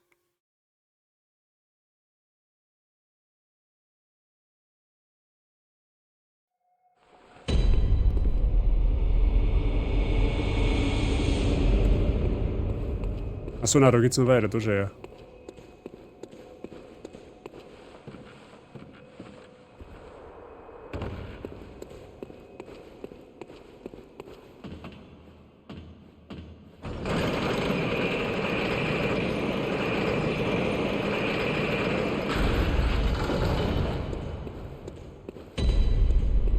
Labyrinth Ebene 3. Ich bin mir jetzt nicht sicher, ob wir die unbedingt brauchen, aber wir nehmen es halt einmal mit. Weil warum nicht?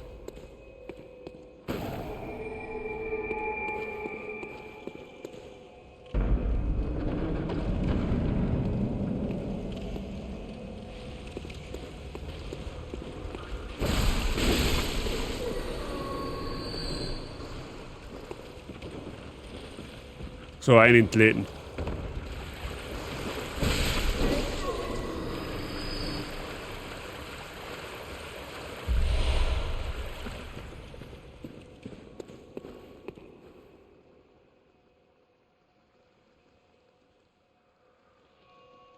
An Eich kann ich mich gar nicht mehr erinnern.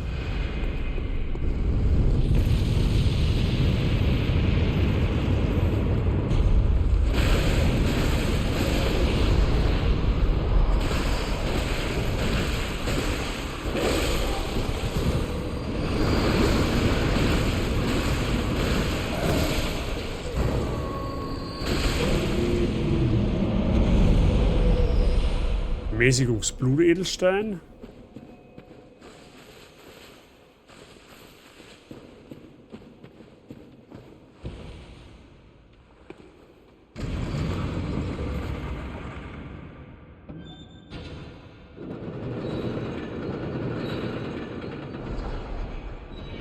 Aha, da war der Aufzug, aber okay.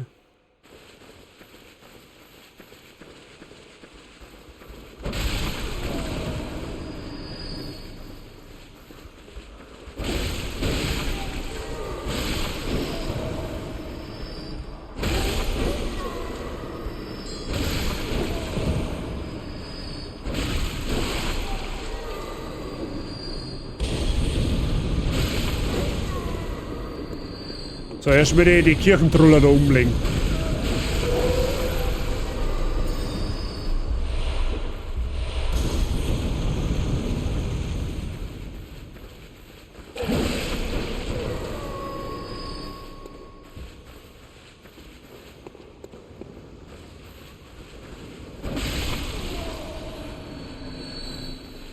Ich sag's nochmal, wenn das ein Hackenslay wäre, wäre das voll mein Spiel. Im Sinne von einfach hinlassen, die Gegner drauf dreschen ohne selber.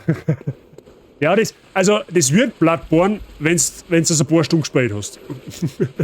Ich weiß nicht, ob dir das hilft. Wenn's Bloodborne ein paar Stunden intus hast, dann wird das quasi ein Hackenslay. Aber es dauert halt ein bisschen. Jetzt muss ich erst einmal herausfinden, wo wir da lang müssen. Ich hab nämlich gerade überhaupt keinen blassen Dunst nicht.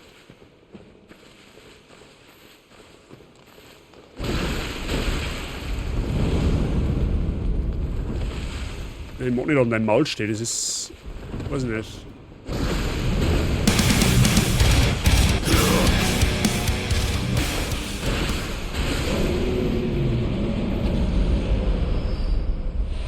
Ein Arkanschleier. Okay. Weil wir auch habe die grüß dich gut. Wie geht's da?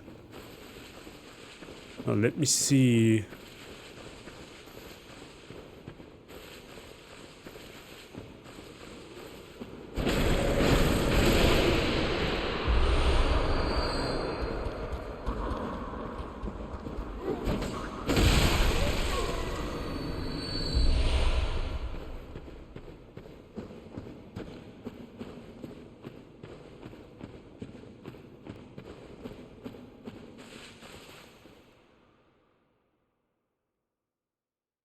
Es wird auf, ja.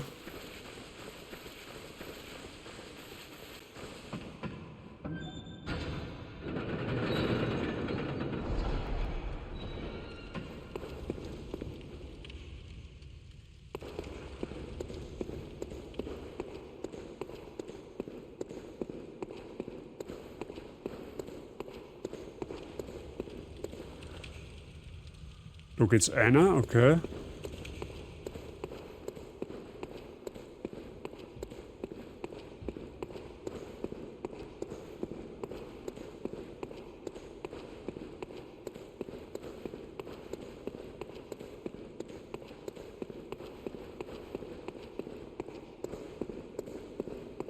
Da hinten steht auf alle Fälle noch einer.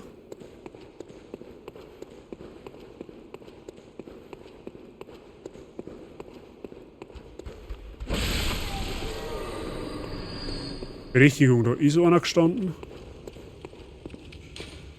Achso, da haben wir wieder. Okay, wir haben jetzt quasi einmal rumdumm. Okay. Dann werden wir da rein müssen, schätze ich mal.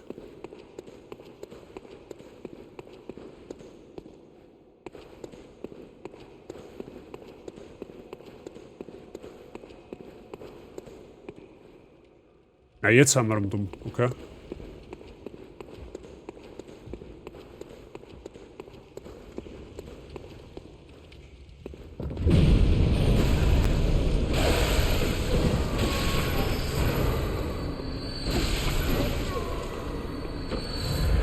Das ist der perfekte Zeitpunkt mit zum Heilen. Leck! Ich kenne mich nicht aus.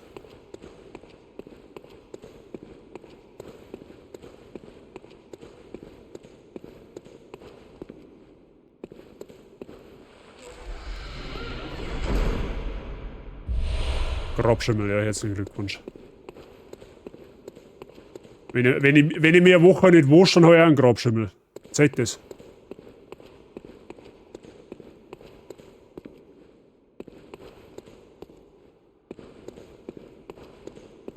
Bleiben wir mal Obertal.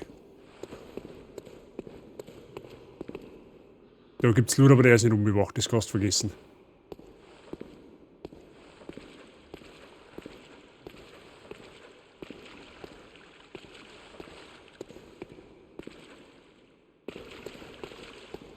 Hä? Das kannst du doch vergessen, dass da nichts kommt. Okay, scheinbar.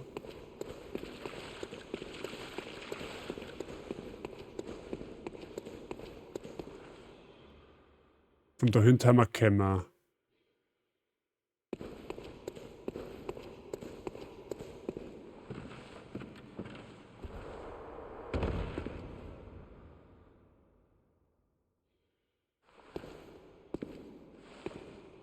Was bist jetzt du?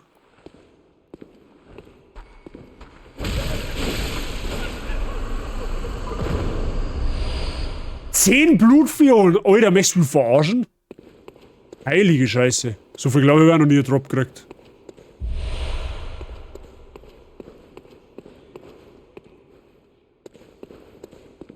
Aha. Aha.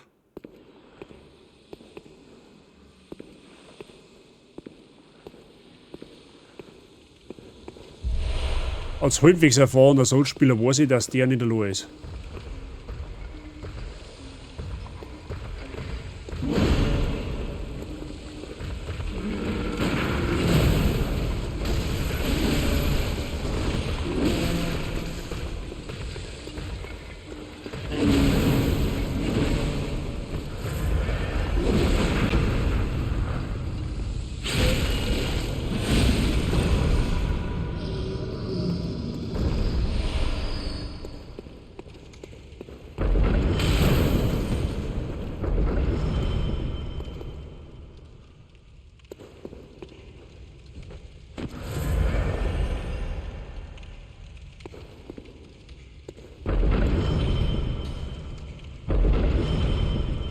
Aha. Wir sind also Fallen. Okay.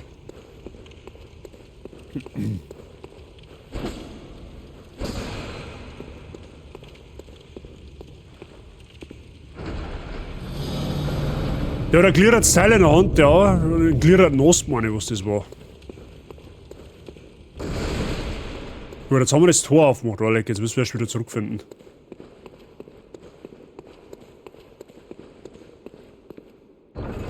Ach, da gibt's einen Shortcut.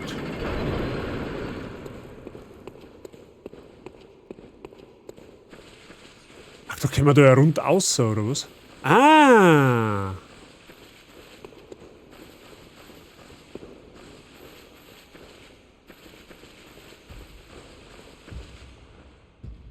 Okay, warum geht da jetzt ein Sackträger spazieren? Der war doch vorher nicht da, oder?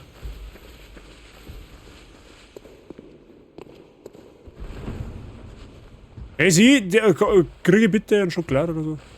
Hallo? Ja gut, dann halt nicht. Oh.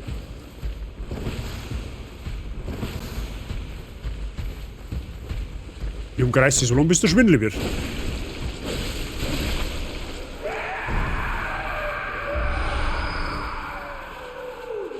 Hey, war der vorher da?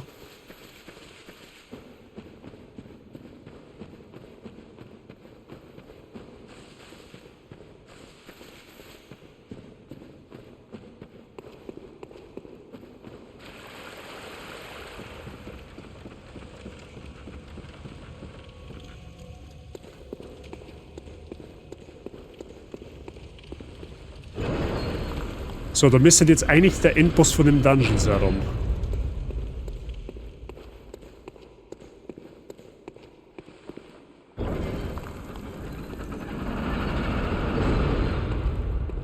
Wo geht's jetzt da wieder hin? Ja, wenn schauen und Joey so, gell? Jetzt auch noch mal aussehen. Oh, hi.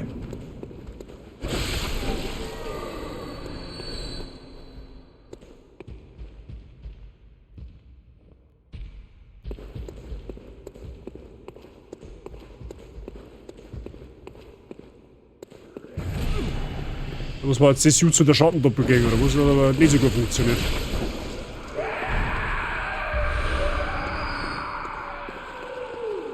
Ohne Scheiß, ich hab gar nicht mehr in Erinnerung, dass die Dungeons so derartig verzweigt haben.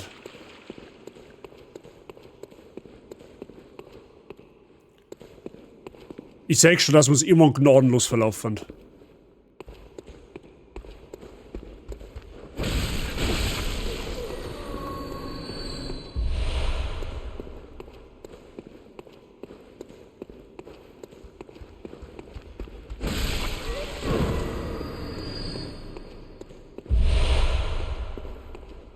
Ein paar Silberkugeln mitgenommen, damit nichts passiert. Mollys nehmen wir auch noch mit, zum 18. Obergut.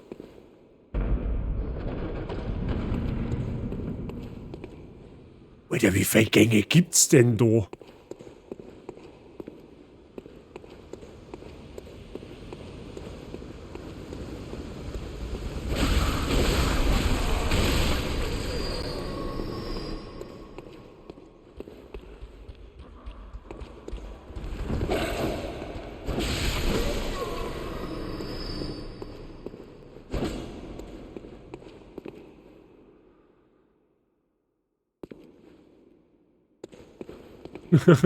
Ja, wir verlaufen Map. Navi, was das für Altmodisch spielt, gibt's nicht. Gibt's nicht, im Blattbahn hast du kein Navi. Da musst du auf deinen Bimbus verlassen. Und da bin ich jetzt nicht unbedingt der Besser. Sag ich dir auch ganz ehrlich, wie es ist.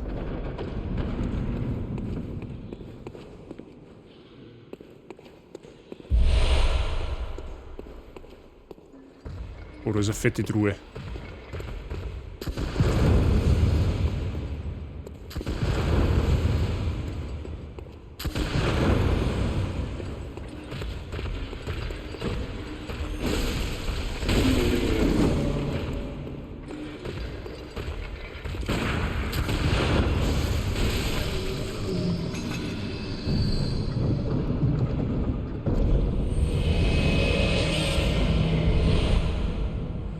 Ritualblut.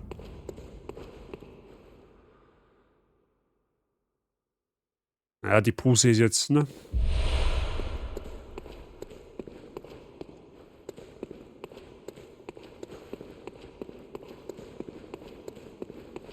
So, da fängt es nämlich jetzt schon an. Wo war ich und wo war ich noch nicht? Das schaut so aus wie so ein Hidden Wall. Ist aber halt einfach auch keine.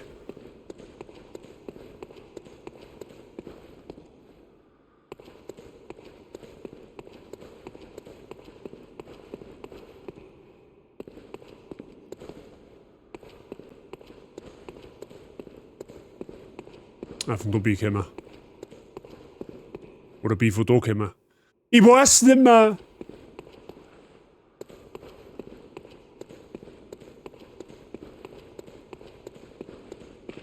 Ah, ich glaube, ich bin... Ah, ja, okay, ja, ich bin von da gekommen, okay. Weil da nämlich die Gegner umgepimmelt und da bin ich nicht oben gegangen, genau, sowas. Gut, dass da die Leichen umeinander liegen, das ist ein bisschen ein Anhaltspunkt für uns.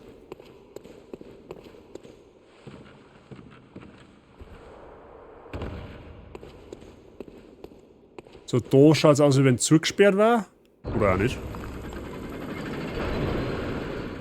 Du verlaufst. Alles gut. Kein Problem, da ist wieder irgendeine Falle. Da ist eine Falle. Sagst du, der Stor oder böse? Achso, und jetzt haben wir da Unterhall, oder was? Ah! Ja, okay, makes sense. Und für was ist der Gang da jetzt? Für nichts und wieder nichts, oder? Der ist einfach da, dass er da ist.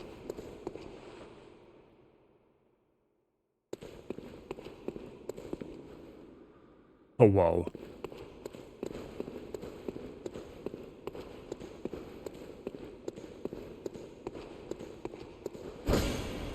Ah, es gibt keine versteckten Wände im Blattbahn. Okay, das ist ein Trap. Oder warte mal.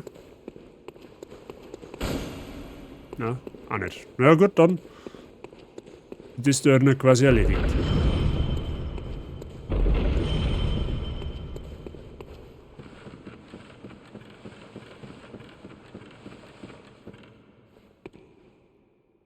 Da hinten war der Sackträger, da waren wir vorher quasi, okay. Also ich finde man ja eh zurück. Ja, eh nicht so tragisch. Ne? So, und da wollte ich weitergehen. Weil da hinten ist die Laterne, oder? Sehe ich das richtig? Beziehungsweise da haben wir reingegangen. Genau, da hinten ist die Laterne. Passt. Dann geht's da weiter.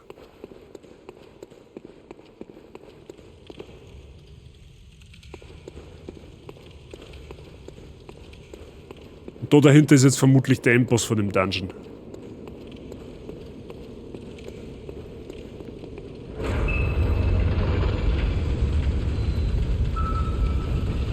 Ja. Aufpasser der alten Fürsten.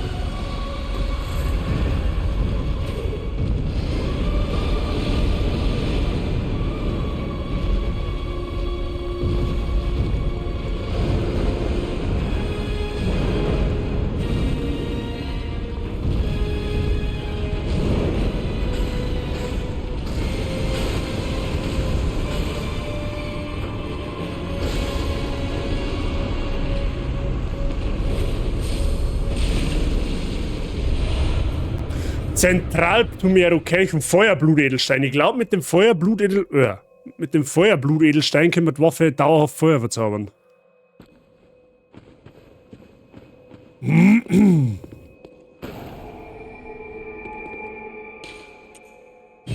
Da ist quasi Ende.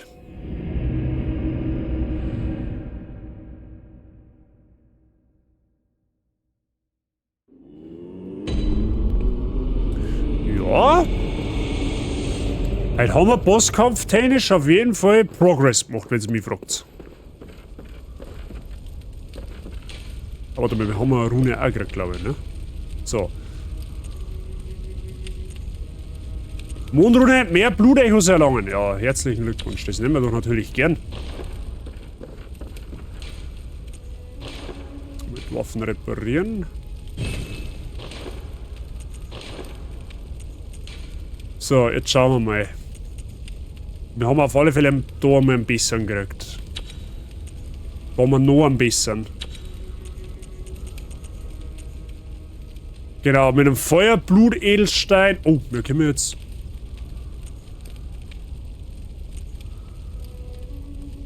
Wir können jetzt tatsächlich sogar schon 3 Slots machen.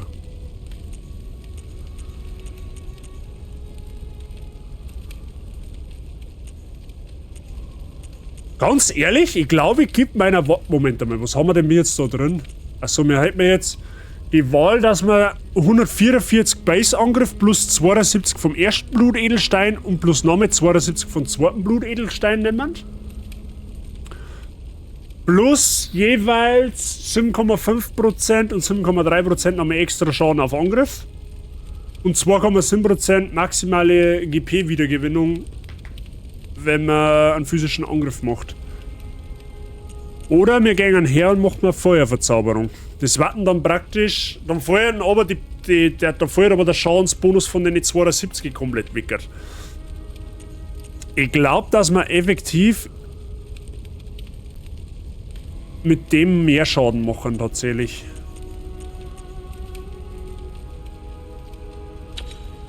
Das druckt mir auch noch eine.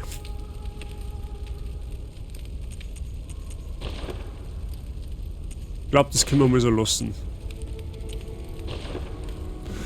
Gut, dann gehen wir mal zum Einsichthändler. Ne? Finanzmittel ausgeben, weil je weniger Einsicht man hat, umso leichter wird Spei. Oder umso leichter wird Gegner. 10 Papier haben wir schon. Schauen wir mal. Kelch der kurzen Ritualwurzel, da den kaufen wir. Er kostet 10 Einsicht. Dann haben wir wieder Bari. Und wir verpassen den jetzt, glaube ich, noch ein kleines Accessoire.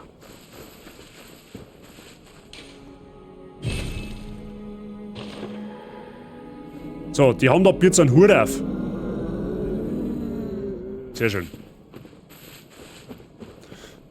Gut, Freunde, jetzt haben wir noch 20 Minuten. Jetzt da ich vorschlagen, wir schauen uns noch den nächsten Mainboss an, den wir machen müssen. Weil ich glaube, soweit habe ich optional jetzt bis dato alles erledigt, wenn mich nicht alles täuscht.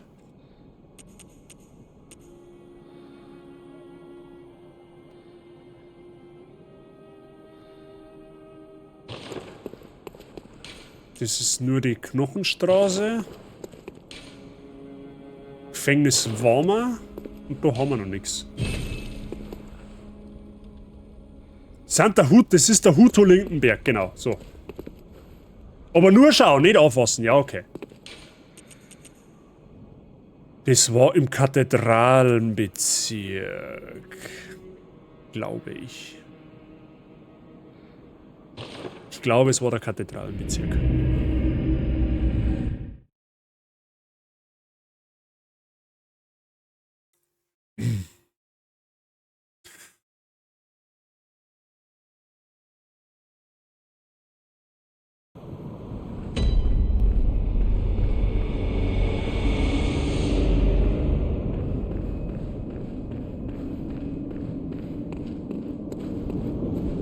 Da springt man ja jetzt durch.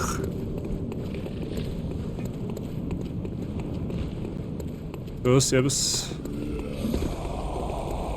Ich habe immer noch nicht kapiert, wie man da raufkommt.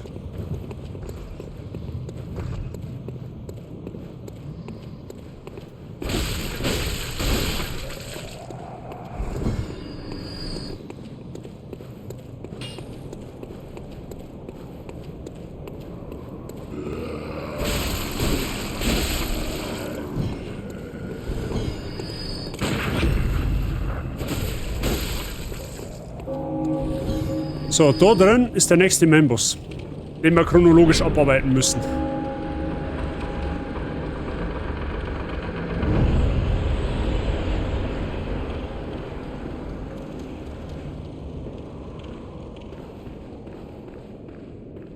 Sind wir ready, Freunde der Sonne? Wir mucken singen.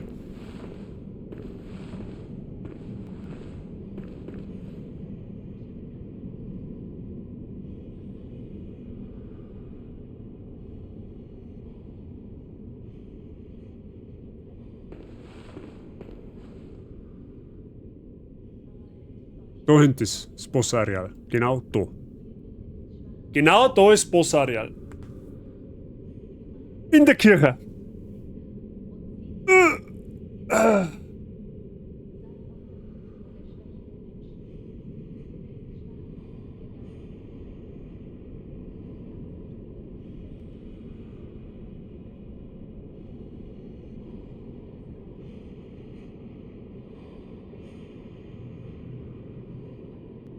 Die Kirche ist generell der Endboss. So kann man es auch sagen, ja. Moment, ich bleibe bei euch.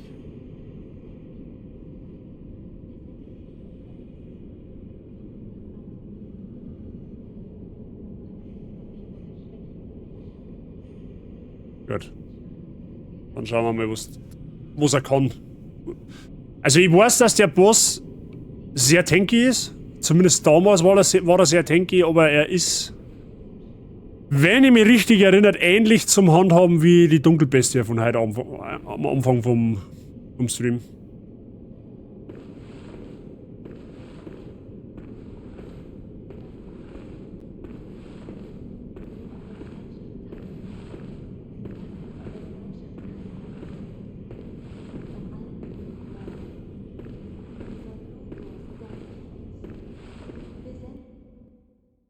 Aufgemerkt.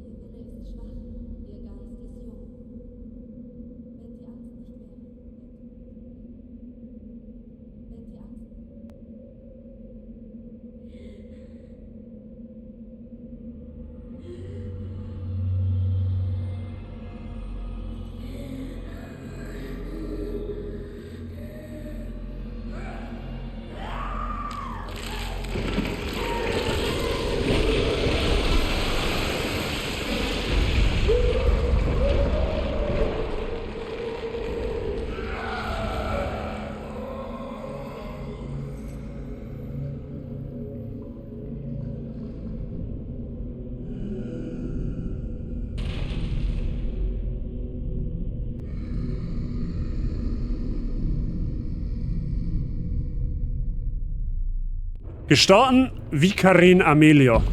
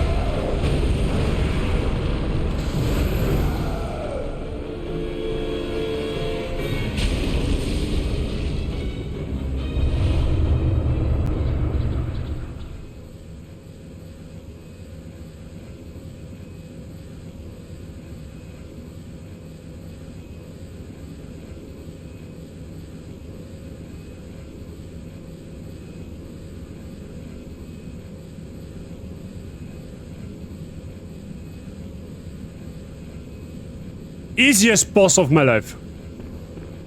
Ich glaube, man kennt, dass ich später schon mal gespielt habe.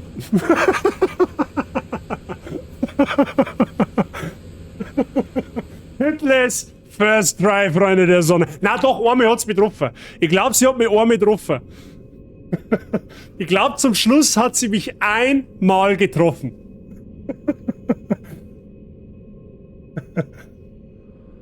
Danke für die GGs, by the way. Ja, man kennt, ich hab das Spiel 8 oder 9 Mal durchgekaut. Ich glaube 8 Mal.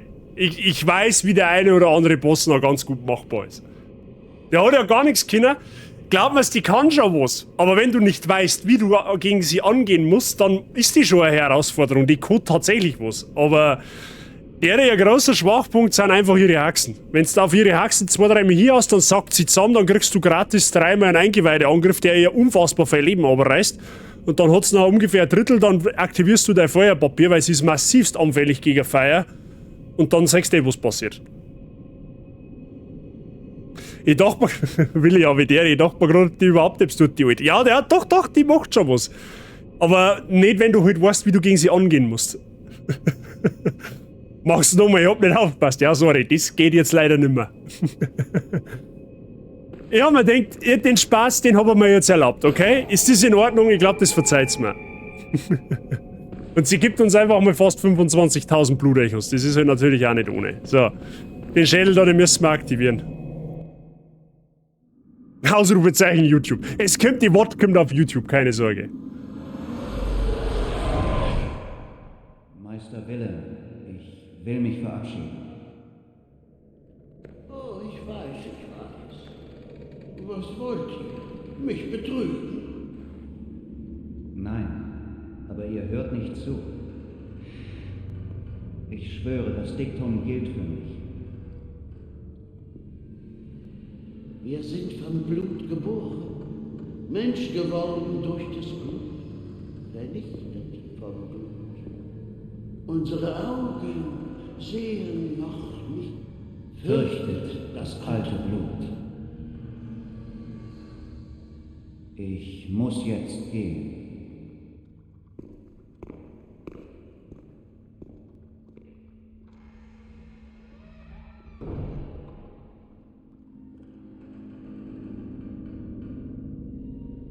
bei den Göttern, fürchtet es.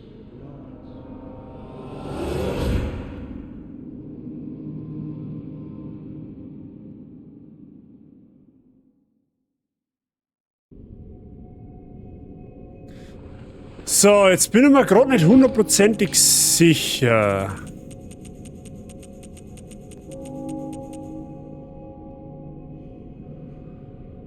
Goldanhänger, erhalte Blut, Edelstein. Man kann aber auf alle Fälle nur in Altianam auch so einen Schädel am Altar aktivieren, aber ich bin mir jetzt nicht mehr hundertprozentig sicher, wie das gegangen ist. Müsste ich nachschauen. Auf alle Fälle hat Vikarin Amelia jetzt was getriggert. Normalerweise müsste sich jetzt nämlich die Tageszeit verändert haben. Es müsste jetzt definitiv Nacht sein und nicht mehr Abendrot. Ja, und genau so ist es. Vikarin Amelia ist der erste Boss, der die Tageszeit voranschreiten lässt. Ja, wenn ihr euch erinnern könnt oder wenn ihr ein bisschen aufpasst habt, wie wir hergerannt haben, war nämlich noch Abenddämmerung. Ja, da war noch die Abendsonne leicht zum Sehen und jetzt ist auf alle Fälle die Nacht eingebrochen. Und das passiert halt bei gewissen Bossen. Wenn ihr gewisse Bosse macht, dann schreitet die Nacht immer weiter voran. Ich bin aber jetzt raus, weil ich in 10 Minuten wegfahre. Bis später oder bis demnächst. Mr. Seijing, das ist ein zauberhafter Hinweis, weil wir werden jetzt nämlich eher Schluss machen. Tatsächlich. Ich werde jetzt gerade noch ein bisschen aufleveln. Und dann werden wir auch langsam abmoderieren, die ganze Geschichte. Aber gute Fahrt, bis später, da die Song. So, wo ist jetzt die Dreckspuppen wieder? Hallo, Puppen? Puppen wo?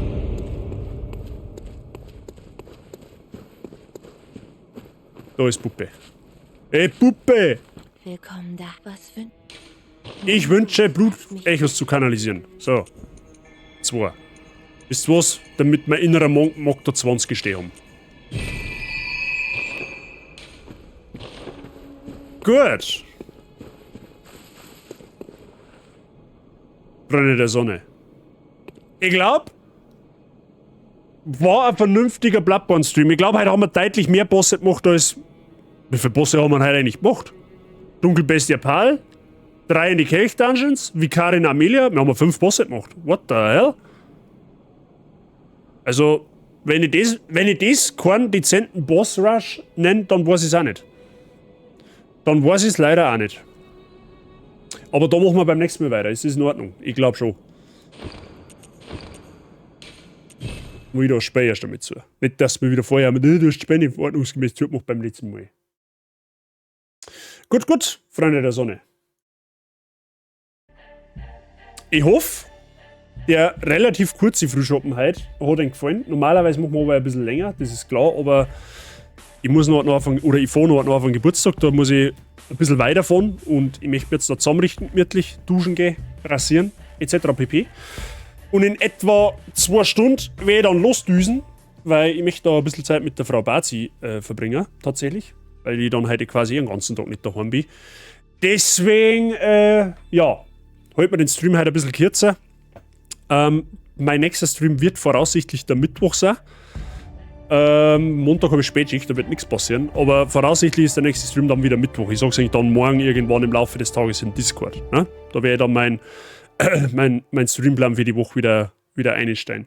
Aber am Mittwoch wir dann erst einmal wieder weiter mit der Nuzlocke. Ne? Mit Bloodborne geht es dann tatsächlich erst kommendes Wochenende. Nein, doch kommendes Wochenende weiter. Wahrscheinlich am, keine Ahnung, entweder Freitag oder irgendwann am Samstag noch. Mal schauen. Oder ganz eventuell, da bin ich mir aber echt noch nicht sicher. Am Sonntag, bevor ich in Urlaub fliege. Also ich fliege quasi nächsten Sonntag Mittag, fahren wir Richtung Flughafen und es kann sein, dass ich dann, wenn es wirklich gar nicht anders ausgeht, dass ich eventuell am Sonntagvormittag noch einen kurzen Stream mache. Eventuell, okay? Aber wie gesagt, da sage ich alles weitere dann im Laufe der nächsten Tage. Oder halt morgen, je nachdem. Aber ich denke mal ein, dass wir wahrscheinlich Freitagabend einen kurzen Stream machen. Nein, machen wir nicht, weil ich habe Training. Am Samstag. Irgendwann abends. Mal schauen. Keine Ahnung. Das kriegen wir schon irgendwie. War ein super Einstieg für heute. Ja, der Tag kann nur besser werden. Ne? Der Tag wird auf alle Fälle besser werden. Dann viert euch und bis zum nächsten Mal. Fescher Bursche, ja, ich und Shade. Ich glaube, das wird übertreiben nicht, gell? Aber danke dir. Duschen ist sehr überbewertet. Ja, nein, in meinem Fall tatsächlich nicht. Aber gut, dann bin ich ja rechtzeitig wieder zurück. Genau, Sigi, du bist der Timing Master. Ne? Du bist der arbeitslose Türsteher mit Timing Master. Abzeichen, wenn man so mal hört. Du hast, also falls dich interessiert, schau jetzt nachher, wenn ich gleich off-stream gegangen bin, den letzten Boss an, den ich gemacht habe. Das ist ungefähr jetzt 5 Minuten her, circa. Schau dir das einmal an. Schau dir das einmal an und dann kannst du mir ja beim nächsten Mal sagen, was du davon hältst. Die Community war ein bisschen baff, die wo da dabei waren. Aber egal. Freunde der Sonne, ich wünsche euch alle, also für die wo ich jetzt heute nicht mehr sehe und nicht mehr her, ich wünsche euch alle ein schönes Wochenende. Macht's was aus dem schlechten Wetter, zockt's einen Haufen oder schaut's Fernsehen oder keine Ahnung. Wenn ihr ein schönes Wetter habt, dann geht's vor dir und schnappt ein bisschen frische Luft. Luft soll gut sein, habe ich gehört. Und für die ich nachher noch sage, allen gute Fahrt, eine gute Reise. Wir hören uns später. Ich habe schon richtig Bock drauf. Und wir hören und sehen uns alle insgesamt da herin wieder wahrscheinlich am Mittwoch. Okay? Ausrufezeichen Discord, kommt gern auf meinen Discord-Server, dann kriegt ihr mit, wann ich live gehe, mit was für ein Spiel etc. pp. Und jetzt muss ich noch schon schauen, ob überhaupt irgendwer live ist. Ich glaube, mein Handy hat noch keinen einzigen Live-Ping heute gemacht.